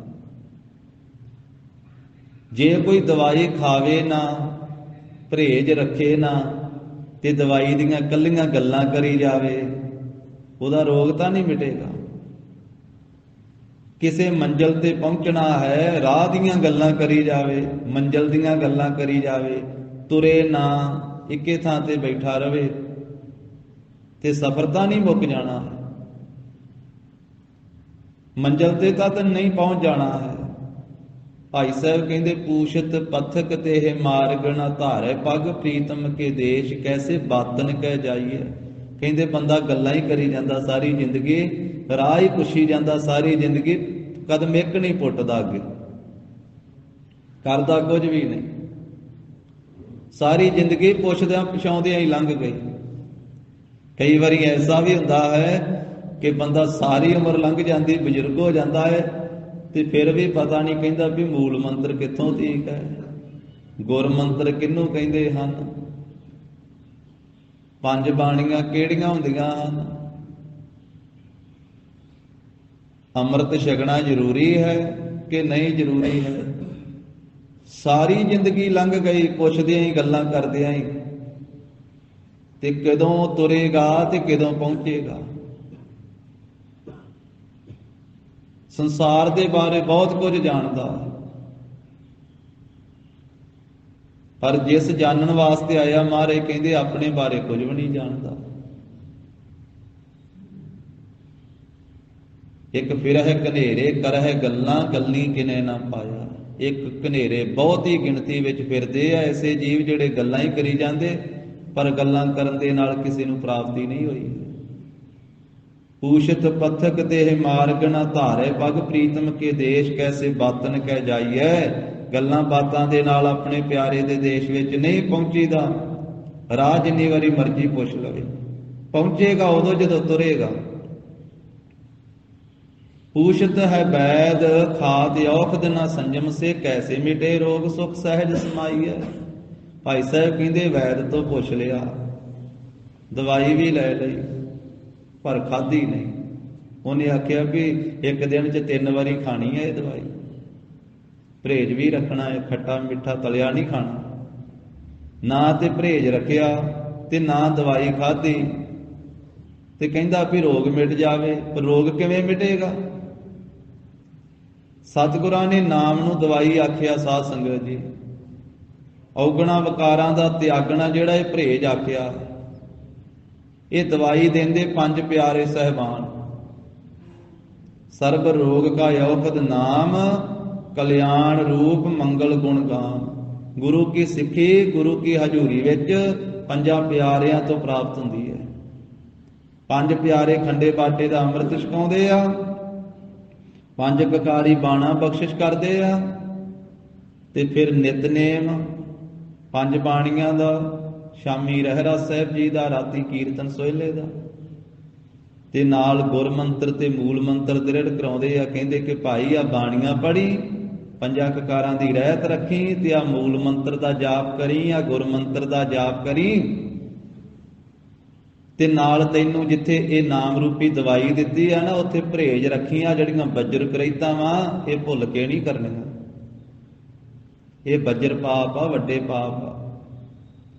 ਇਹ ਪਰਹੇਜ ਰੱਖਣਾ ਤੂੰ, ਆ ਨਾਮ ਦੀ ਦਵਾਈ ਵਰਤਣੀ ਆ, ਤੇ ਕੁਰੈਤਾਂ ਵੱਲੋਂ ਪਰਹੇਜ ਰੱਖਣਾ। ਹੁੱਕਾ ਹਜਾਮਤ ਹਲਾਲੋ ਹਰਾਮ।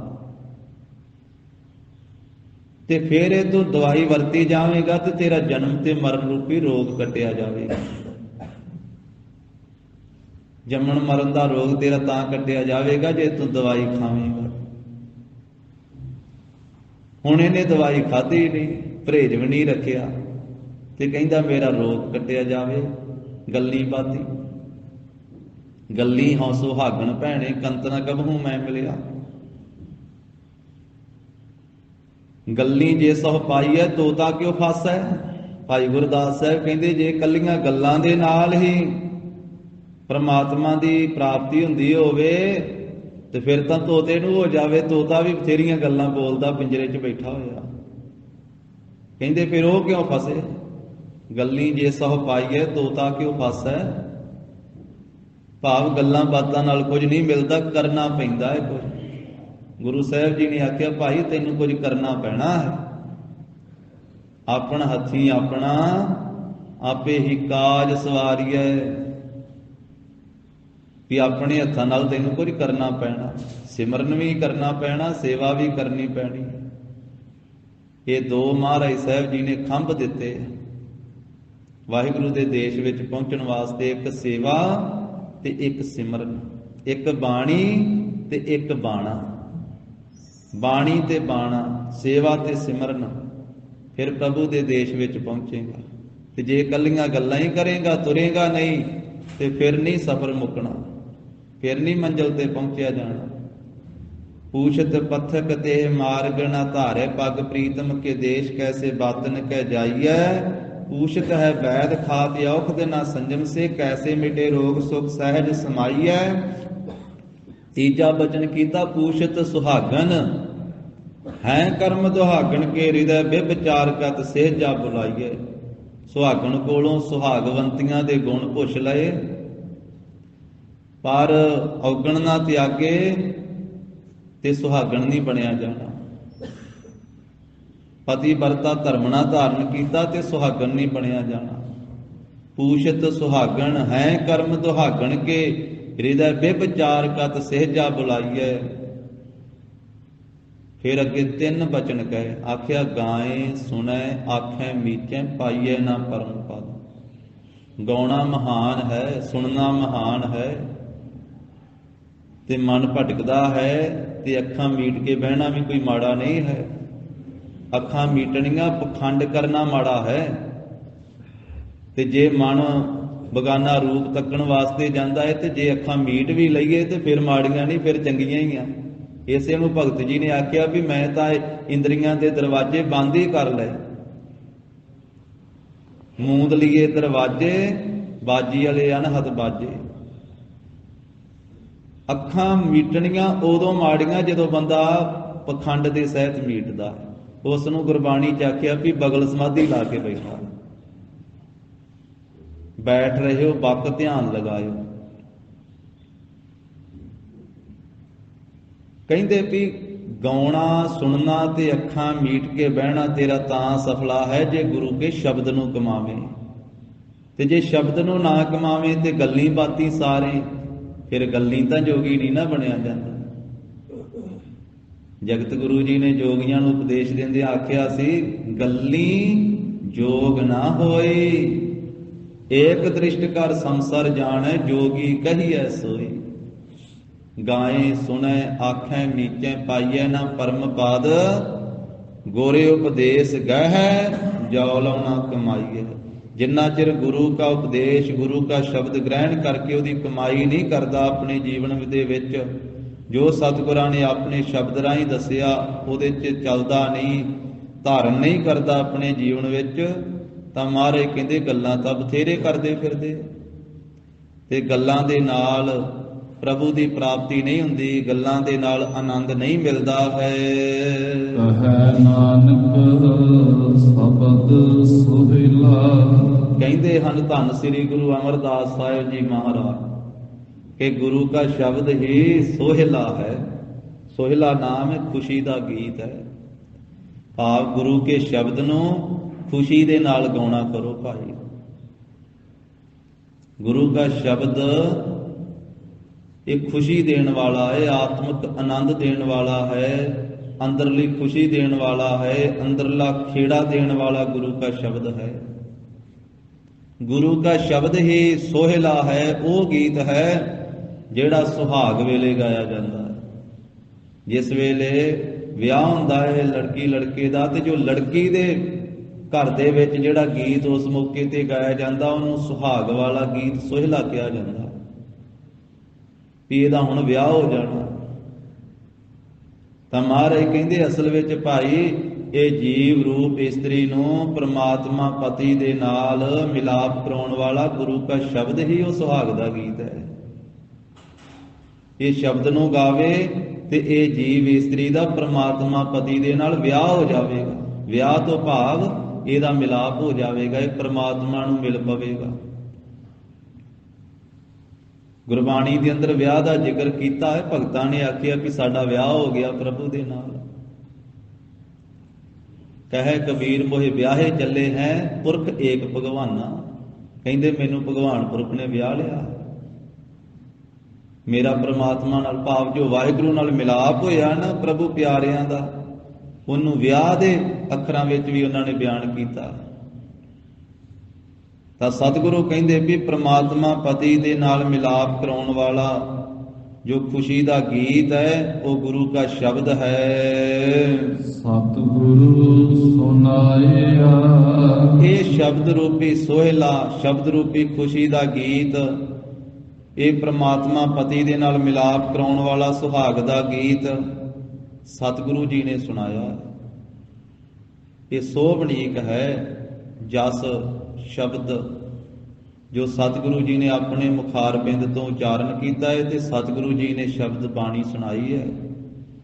ਇੱਕ ਇੱਕ ਗੁਰੂ ਕੀ ਬਾਣੀ ਦਾ ਸ਼ਬਦ, ਇੱਕ ਇੱਕ ਅੱਖਰ, ਇੱਕ ਇੱਕ ਪੰਕਤੀ, ਇੱਕ ਇੱਕ ਬਾਣੀ, ਇਹ ਸਾਧ ਸੰਗਤ ਜੀ ਸਾਨੂੰ ਖੁਸ਼ੀ ਦੇਣ ਵਾਲੀ ਹੈ, ਆਨੰਦ ਦੇਣ ਵਾਲੀ ਹੈ, ਤੇ ਪ੍ਰਮਾਤਮਾ ਪਤੀ ਦੇ ਨਾਲ ਮਿਲਾਪ ਕਰਾਉਣ ਵਾਲੀ ਹੈ।